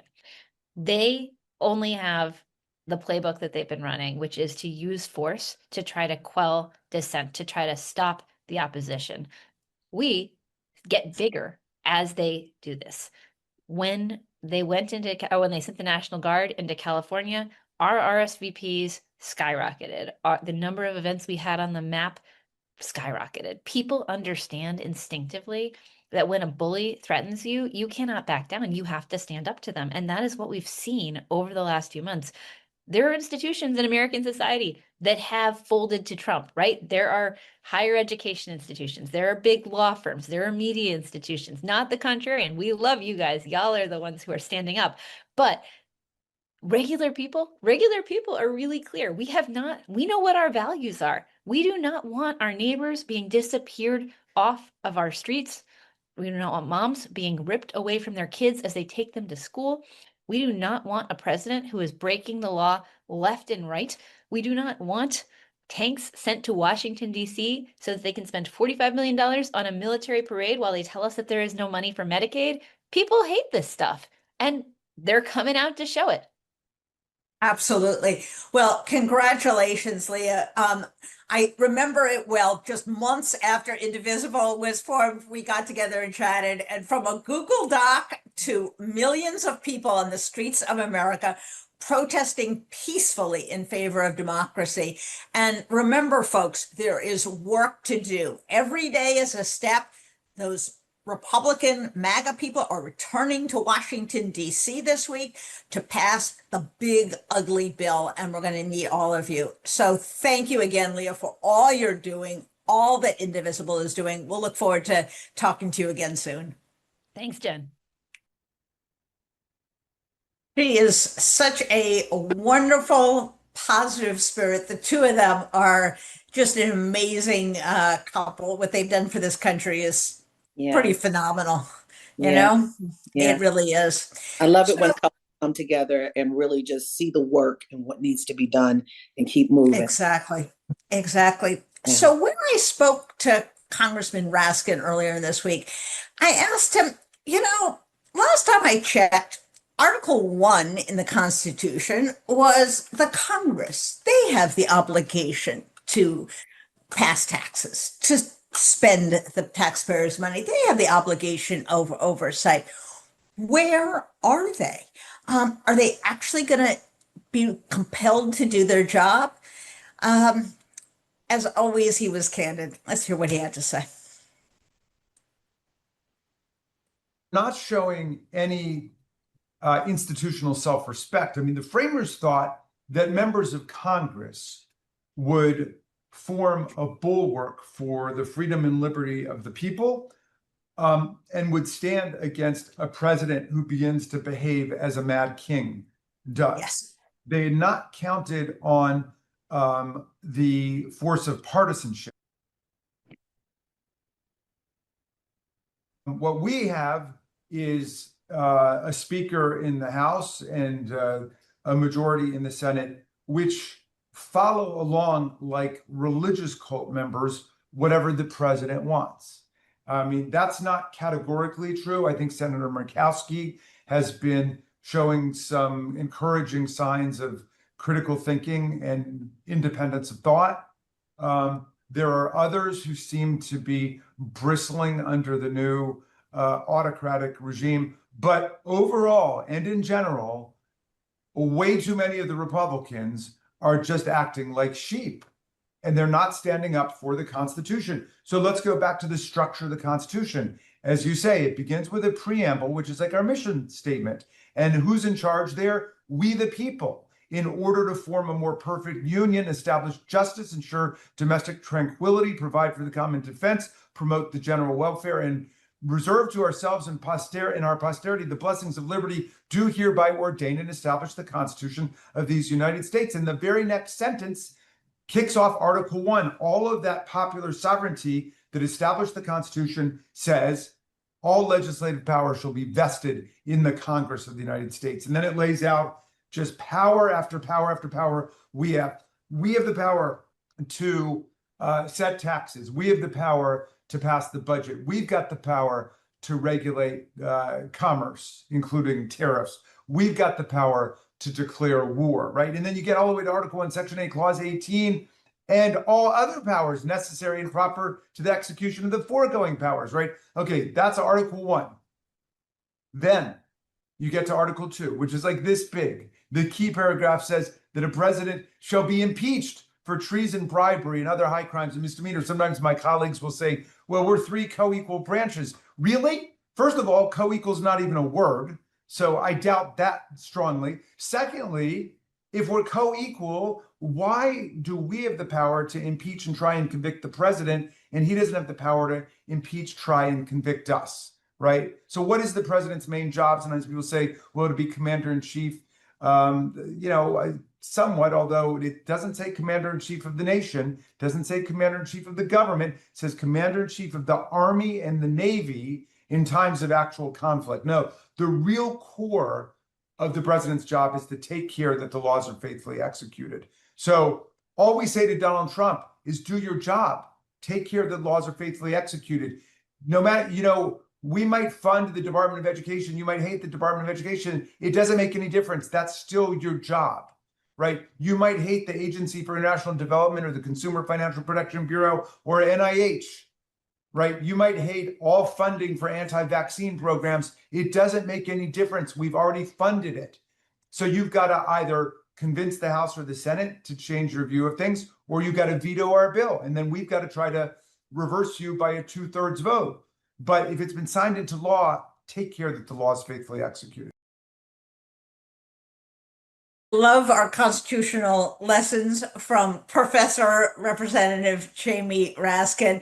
He has such a sense of what this country should be, what it can be. What an inspiration and what a living seminar for the country at large, April. But he made me think about something that's missing in this moment. People don't know civics, right? They don't know how the government works. They don't know what the military is supposed to do, what they're not supposed to do. Hello, posse comitatus, the military, Marines, they're not supposed to police like the local police. It's against the law. Hello. And then also, remember, when I was growing up, I remember something called Schoolhouse Rock. Yes, I'm a bill only. People learn from these things, Jen, and it's simple, but I think we need to go back to civics in schools and having these kind of programs so people can understand that this is not what the United States was founded on, what the founding fathers put together. This is not it. This is not it. And as I'm sitting here with you and I'm seeing the TV, I see the review stand, I see the tanks, I see a number of people around at the White House, but I also see a larger crowd over by the Washington Monument, the No King's Day protesters. I see a larger crowd just 2 blocks behind the White House. So I'm telling you, this is a moment. I think this is that moment, this reckoning moment for the nation. It has to come to terms. We got to find ourselves again. Absolutely. And I think that footage is from Flagstaff that you're watching right now. It's really tremendous. But I am so thrilled. I've been looking forward to this all day. We have with us my favorite current American historian. She is, of course, known to millions of you for her Substack, Letters from an American, and from her books. Heather Cox Richardson, a great friend of the Contrarian. Welcome, Heather. It's so nice to have you. Thank you so much for having me on this historic day. As I always do, ask you for some context. We think this is not who we are, but we've always been a very violent people, and violence has been intertwined in our history. What strikes me as different is the violence against the people is now coming from the commander-in-chief and coming from his willingness to militarize the peacekeeping functions, the police functions. Talk to us a little bit about that, how anomalous this is, and how in keeping, frankly, it is with some parts of our history. Well, I think both Leah and Representative Raskin just sort of spoke around those two issues. There is no doubt now that both the violence and the chaos is coming from the executive branch. And that's not completely unprecedented, but it certainly is new in my lifetime anyway, at least at this level. And one of the things that really jumps out to me about today in particular, but about what we are going through right now with reflection actually on what you just said as well, April, is that the reason that people turn out to protest at something like a No King's Day, I mean, there's a lot of different kinds of protests, but the reason that one turns out for something like today is because we're trying to demonstrate whether or not the people in power have the support of the American people. We're just, and because of our Constitution, that's what constitutes legitimacy in our system.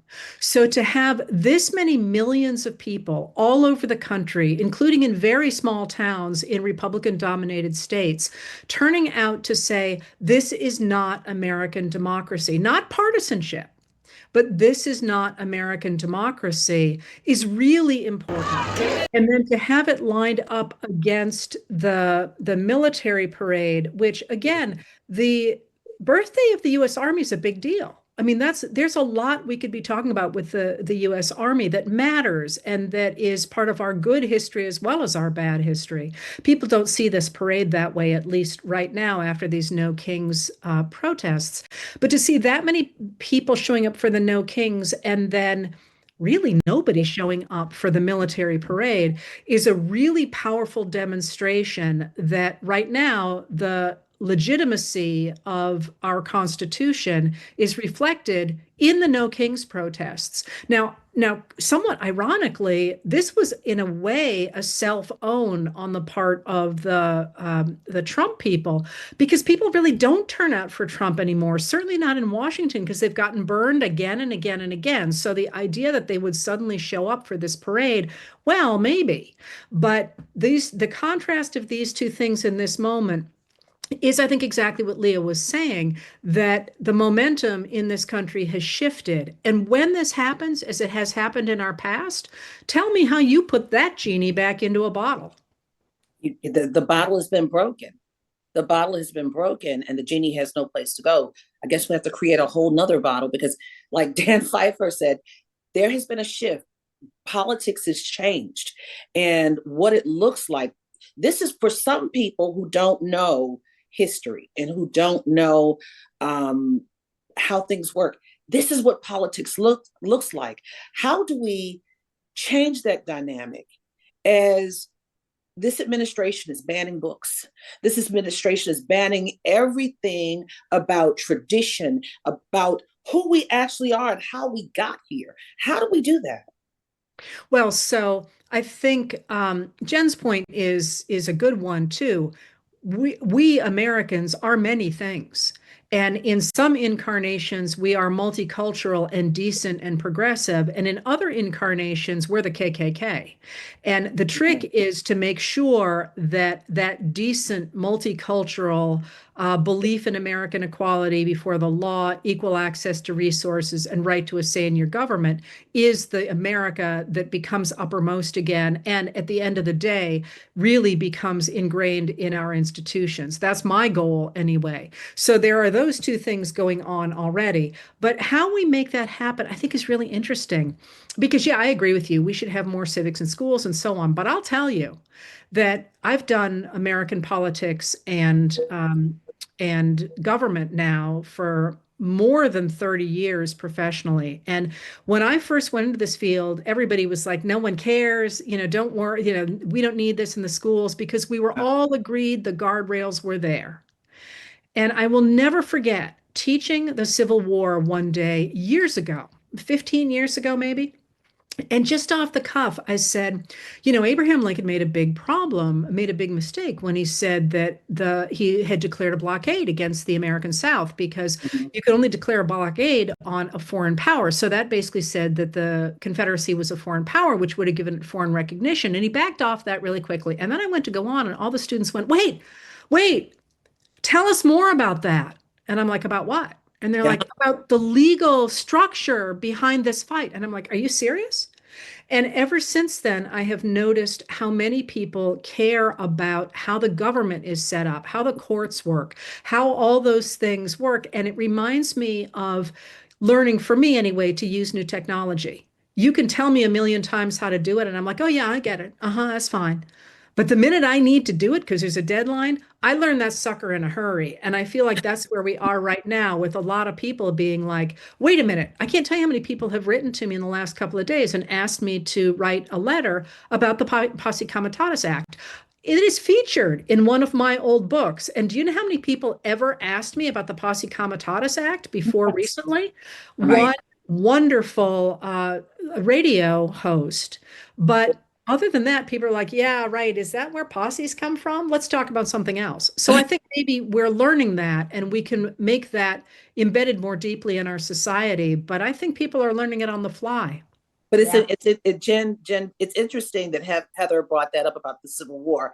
I've been looking on social media while we're doing this great program. There was someone that held up a sign saying President Trump is our first Confederate president. Huh. Yeah. Yeah. It Yes, really is. ideologically, I think that's right. Absolutely. Whew. I go once a year to Gettysburg College, which I adore. And I always have a graduate student take me around the battlefield, even though I've done it a bunch of times. And I come to that point where they have this gigantic statue for Robert E. Lee. It is by far the biggest monument on the battlefield. And whenever I see that and I look out, because it's positioned right where the Confederacy would have been as they're looking out onto the land that Pickett's charge and the development from there on of the lost cause, I think to myself, who really won the Civil War? And I guess I would ask you, is it still an open question? Are we still fighting the Civil War? Is there still this two Americas? And how do we ever resolve it? Well, remember, I wrote a book called How the South Won the Civil War. So I Yes, think you I did. stand on that. But that was a reflection of the ideology. I mean, essentially, if you think about humans, or at least Americans, there's two ways to look at the world. Either you believe that everybody is equal and has a right to equality under the law and a right to have a say in their society, or in their government, the government under which they live, or you think that some people are better than others and have the right to rule. And the obvious outcome of that kind of ideology is a dictatorship. So if you think about those two different kinds of ideology as a base, and you think about the fact that the Confederacy was obviously some people are better than others and have the right to rule, and the United States was the idea that everybody should be treated equally before the law, certainly you can see the continuing ideology of the Confederacy in what happened afterward and all the way through to the present. But since I'm only planning to do this tonight, I do want to tell you there was something else that I noticed today that I think Absolutely. is really interesting from the Civil War era. And that's one of the things that has bothered people like me is the degree to which those, if you will, neo-Confederates, or the people who believe that some people are better than others, have co-opted the symbolism of America, the flags, the pins, the speeches, all that sort of thing. And that's always bothered me. And if you watched people today who were protesting kings, they were flying American flags and wearing American paraphernalia and quoting from the Constitution and the Declaration of Independence and reclaiming those symbols. And the reason I'm pointing that out is because the people who were protesting were not just Democrats. They were independents and they were disgruntled Republicans who were looking for a new kind of politics going forward. And the reason that I'm thinking about that today, and probably will write about it in the next couple days, is because that's what happened in the United States of America in 1864. We always talk about the 1860 election when Lincoln is elected, but rarely do we talk about the election of 1864 because Lincoln is reelected and everybody's like, oh, yeah, it's just a second term. But it wasn't just his second term. In 64, what happened is actually the Republican Party doesn't run that year. It's the Union Party. Because what they are doing is they are redefining what it means to be an American in that year. And in that year, in 1864, the Republican Party begins to take on an identity with the country. That if you support the American government, you support the Union Party, which was basically the Republican Party in 64. And I looked at all those flags today, and those people in all those small towns in Republican-dominated states flying flags and coming out, in places where they previously had been uncomfortable speaking out.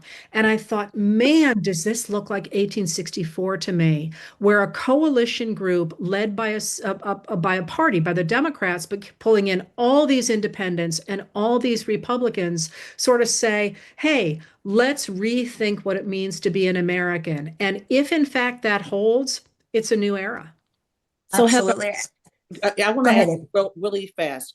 We're getting reports out of Los Angeles in front of the federal building that police have fired tear gas and rubber bullets, right? And it happened within this hour. Is this something in history that coincides with today, something from yesterday, just peaceful protests? I know this has happened during the civil rights movement, but are there any other movements that this kind of behavior from the military has happened? Well, yes. I mean, the reason we got the Posse Comitatus Act was because of the Great Railroad Strike of 1877, when the president called out the army to defend the Tom Scott and the railroad owners. And this inspired a lot of people to think that the military shouldn't be able to be used this way. But then we also saw it in later strikes, especially around the turn of the century. The larger picture here, though, that's worth remembering is that, at least in the United States of America, the side that commits violence always loses support. And if that side is associated with a political incumbent, that is somebody in an office who's holding office, their support plummets by as much as double digits, so more than 9 points. So the fact that we are seeing this violence from the law enforcement side, and again, just a reminder, there's a lot of different law enforcement groups here. Yes. Some of them don't want to be there. You know, this is not, nobody should paint them with a broad brush, but they are associated with the MAGA Republican president who's in the White House. And, you know, honestly, the picture of that 80-year-old veteran pulled away from his walker yesterday and handcuffed in front of the Capitol. Man, if I were anybody who had thought that Trump was on the side of the veterans, I would look at that and think, what are we doing here, folks? You know, what are we doing? So I think that larger picture of the fact that the violence appears to be coming at this point from the administration and the people working for it, rather than the protesters, is enormously important in terms of where I started here, with who is a legitimate representative of the American people. And our legitimacy for our government comes from the buy-in of the American people. So that's really important, that it appears that the administration is losing that. Wow. Absolutely. Thank you, as always. It's such a joy to speak with you as a good old history major from UC Berkeley. It's always a joy to interview historians, and I can't wait to read your next Letters from an American. So thank you for joining us. Thank you for sharing your perspective with us. And we will look forward to reading and hearing from you soon. Take care. Thanks for having me. Thanks, Heather. Wow, that was an amazing interview, Jen. Wow, she is really what we need at this point. You know, it's interesting. Historians have not always been so valued in American history, but when you have one who's figured out how to use the mainstream media and how to maximize her audience, then we get something pretty special. You know, the last almost 2 hours has flown by, April. Yes, I don't know about you, but I could use some humor. I could use some levity at this point. My goodness. You got to laugh from crying. And here's the man to give it to us. David Litt, who was not only a speechwriter and joke writer for a president who had a sense of humor, unlike the current one, but who has just written a book. It's right behind him because as a good author, he has it. It is a wonderful book. I don't like surfing. I've never surfed. I probably will not surf, but I love this book. It is called It's Only Drowning, a true story of learning to surf and the search for a common ground. Welcome, David Litt. Well, Jen and April, thank you for having me. Thanks for coming. So, God, what a day. We need some uplift. Should we all go surfing? I mean, by the way, this is the week also in which we lost Brian Wilson. So talking about, you know, like our surfing memories. So I gotta ask you, why did you write this book about surfing? You know, it's like so beyond anything we would have expected of David Litt. Maybe because surfing was something so beyond what David Litt thought he was. Yeah, this was not at all a book I ever imagined I would write. And actually, I have it behind me, but I'm going to grab it. Absolutely. And it's wonderful. It's Yeah, wonderful, the folks. cover is all shiny and yellow and very beachy. So I'm very proud of it, even though I did not design it. Um, Exactly. and I never imagined I would start surfing. And this book is really about me surfing with my crazy brother-in-law. And he once threw out his back training to become a mixed martial arts fighter, and I once threw out my back lifting a bag of cat litter. So like he's a surfer, I am not a surfer. And then I started to pick it up is sort of post-pandemic. I was really just trying to get out of that post-pandemic rut we were all in. And I got hooked. And I decided I wanted to try to get from having never picked up a board to surfing Hawaii's North Shore, which is one of the most dangerous places in surfing. And I needed someone who could help me do it. So suddenly my crazy brother-in-law and I are spending all of this time together. And so it's a story about surfing. It's also a story about friendship and an unlikely friendship in this day and age. And it was the kind of, I did not mean for this to become a book at all. And then two-thirds of the way in, I was like, I'm embarrassing myself so much that there's a book here. Anytime I'm doing something where I'm like, when I'm the butt of the joke, I'm like, this feels like a book. And so now it is. All right. So I have to ask you before we talk about your brother-in-law and what he would think of today, what he is thinking about today. Maybe you've talked to him, although talking politics has been kind of a tenuous activity. You talk about something very serious, which is you really went through a period of depression, and surfing was one of the things that helped you come out of it. Talk to us a little bit about what that was and how kind of, to use the metaphor, you got your feet under you by doing this activity that was so dangerous and so different than anything you had ever done. Well, I think it's more important now than ever because when I started surfing, it was post-pandemic, like I said, we were in the middle of all of these crises. I feel like we look back now and we're like, oh, those were simpler times in some ways. But at the time we didn't know what was coming. And I felt like it was just there was so much crisis, so much terrible news in the world that I really became overwhelmed by it, right? I've always been the kind of person who thinks, okay, I might not be able to fix everything, but I can make the world just a little bit better. And this was the first time in my life in 2021, 2022, where I lost faith that that was possible. And it was not just sort of how I felt about the world, but it changed how I felt about myself. And I didn't mean for surfing to be my way back into the world, but so much of this activity, and this is one of the reasons why for me the book is for surfers, but it's also for people who never ever want to surf. For me, it was about building courage. And I'm thinking about that today. I mean, I was out here in Asbury Park at one of the protests, but millions of people around the country are stepping up and finding this kind of courage at a moment when, frankly, Donald Trump and Stephen Miller are counting on us to be afraid.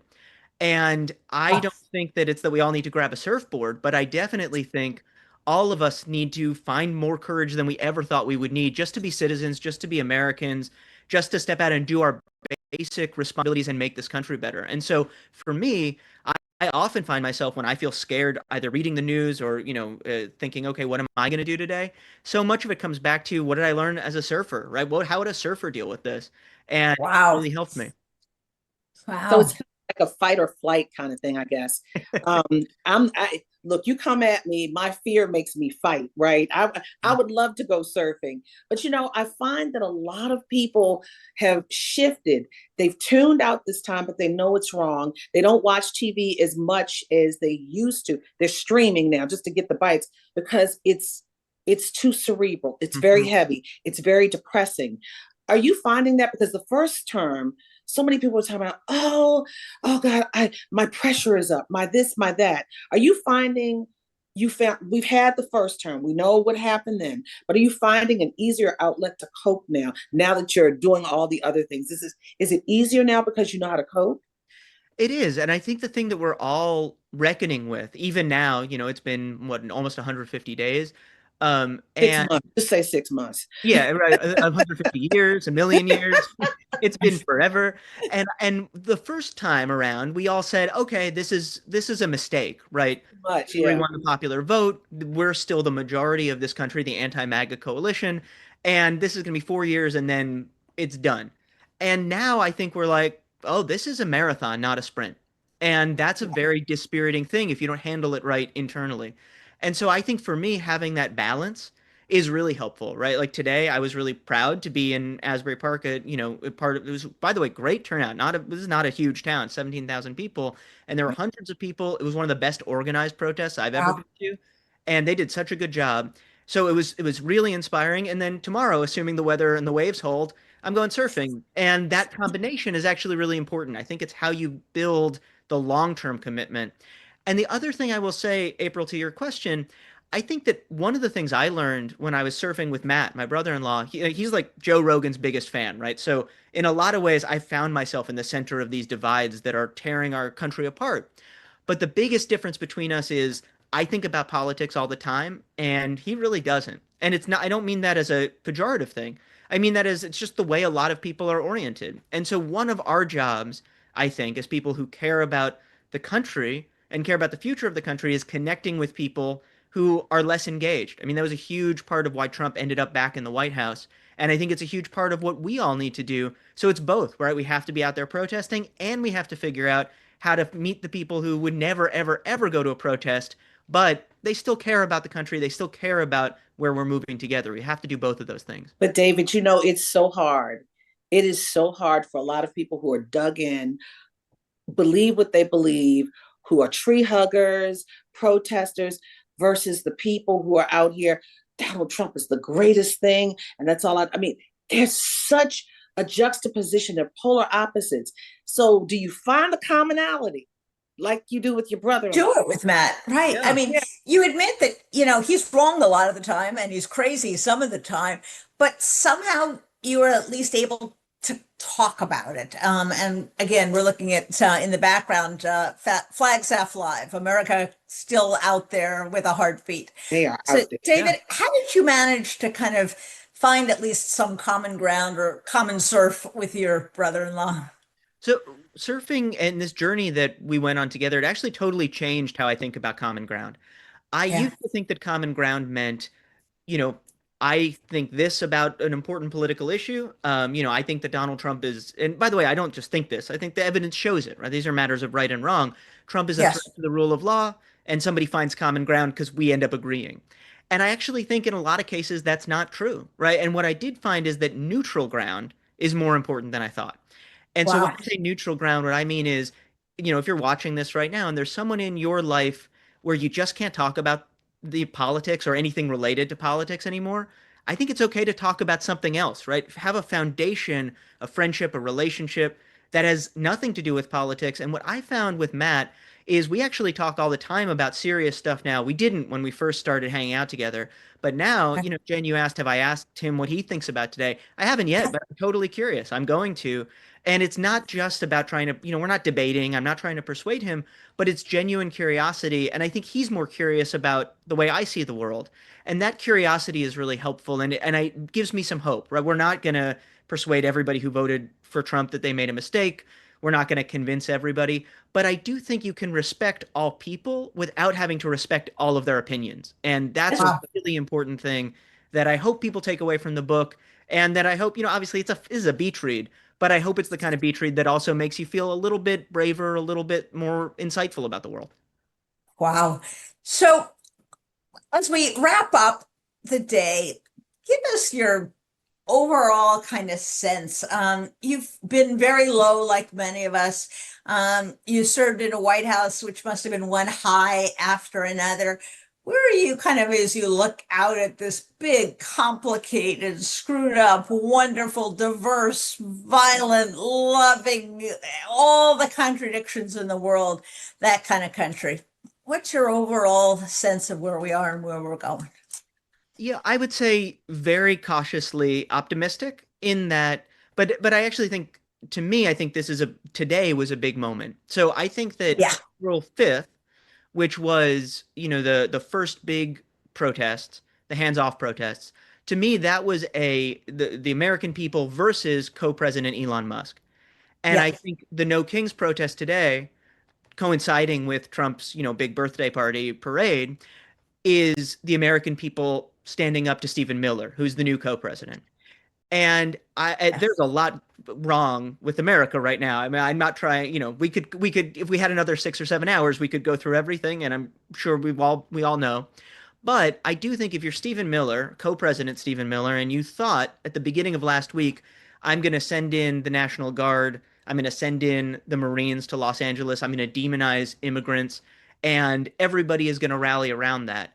And then we're going to have this military parade that's kind of the cherry on top. I think the opposite has happened. I think you're Yes. seeing Americans, including, by the way, Americans who are not super political, saying this is wrong. Something I noticed, by the way, Joe Rogan, by like today or yesterday, was talking about immigration and saying, you know, what ICE is doing to people with no criminal background, this doesn't make sense. It's not right.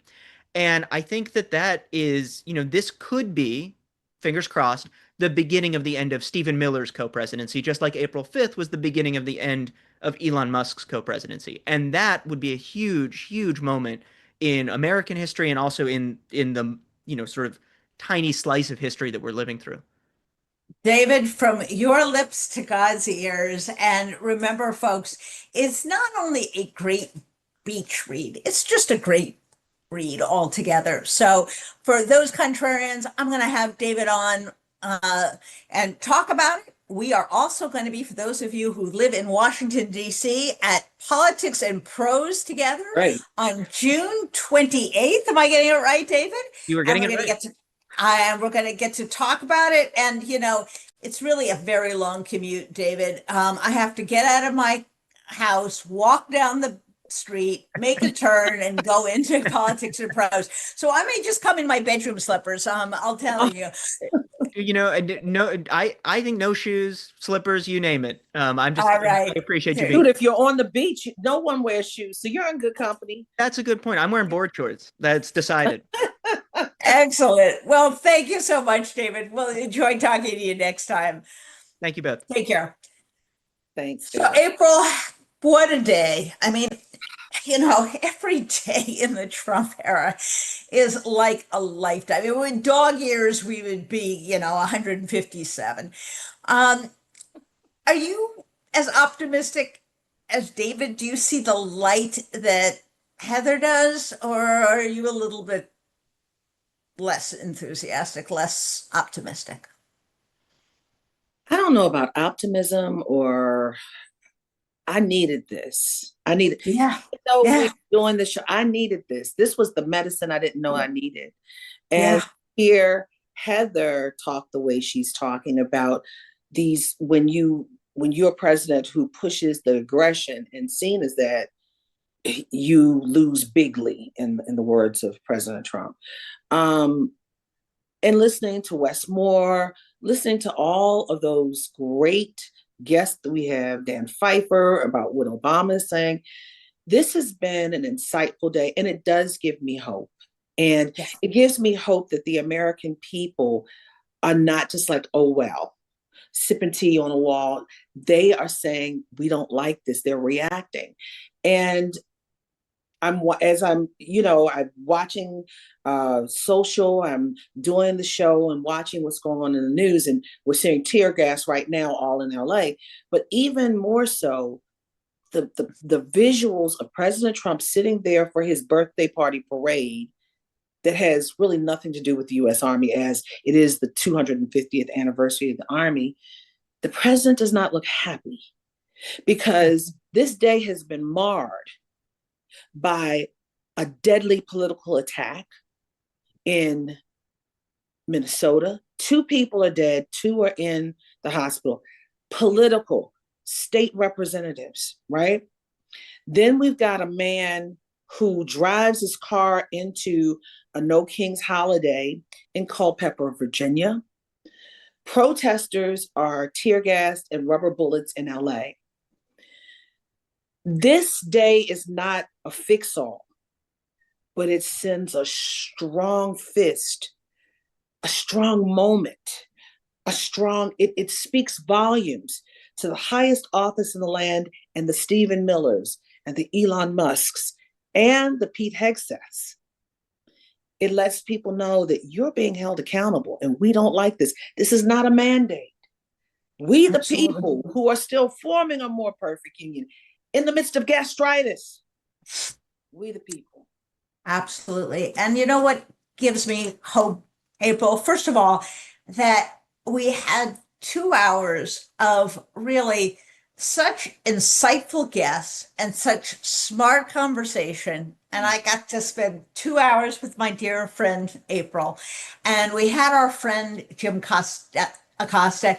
It tells me that, corporate billionaire media may be broken, but there is a vibrant independent media that is meeting the moment, just as those people are meeting the moment. And we all together are part of that. We're part of what it makes it go. Yeah. We are the people who are not only helping to inform our fellow Americans, but inspire our fellow Americans. Yeah. And contrarians, we could not do any of this without you. It's your help, your support, your paid subscriptions that not only help us put on phenomenal programming like this. We don't ask the same 3 questions and then go to commercial. We don't have happy talk. We don't have a bunch of hosts asking, questions that go on forever and then the guest says, We don't do TV like that. We don't do media like that. We leave that to the dying cable networks. What we want to do is bring you the smartest, the funnest, the most exciting coverage we can. But remember, your paid subscriptions also help fund the necessary litigation that my co-founder and dear friend Norm Eisen does to help put them back on their heels. Just this week, as you know, he and Democracy Defenders filed a brief on behalf of the city of LA, pushing back against Donald Trump.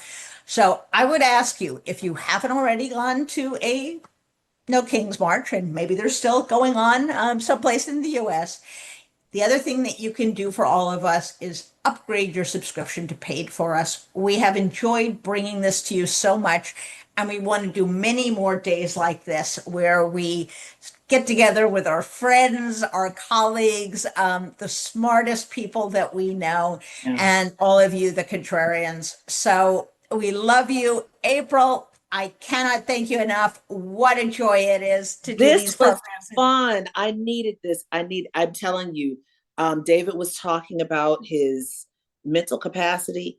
I needed this. This was cathartic. Was it for Absolutely. you?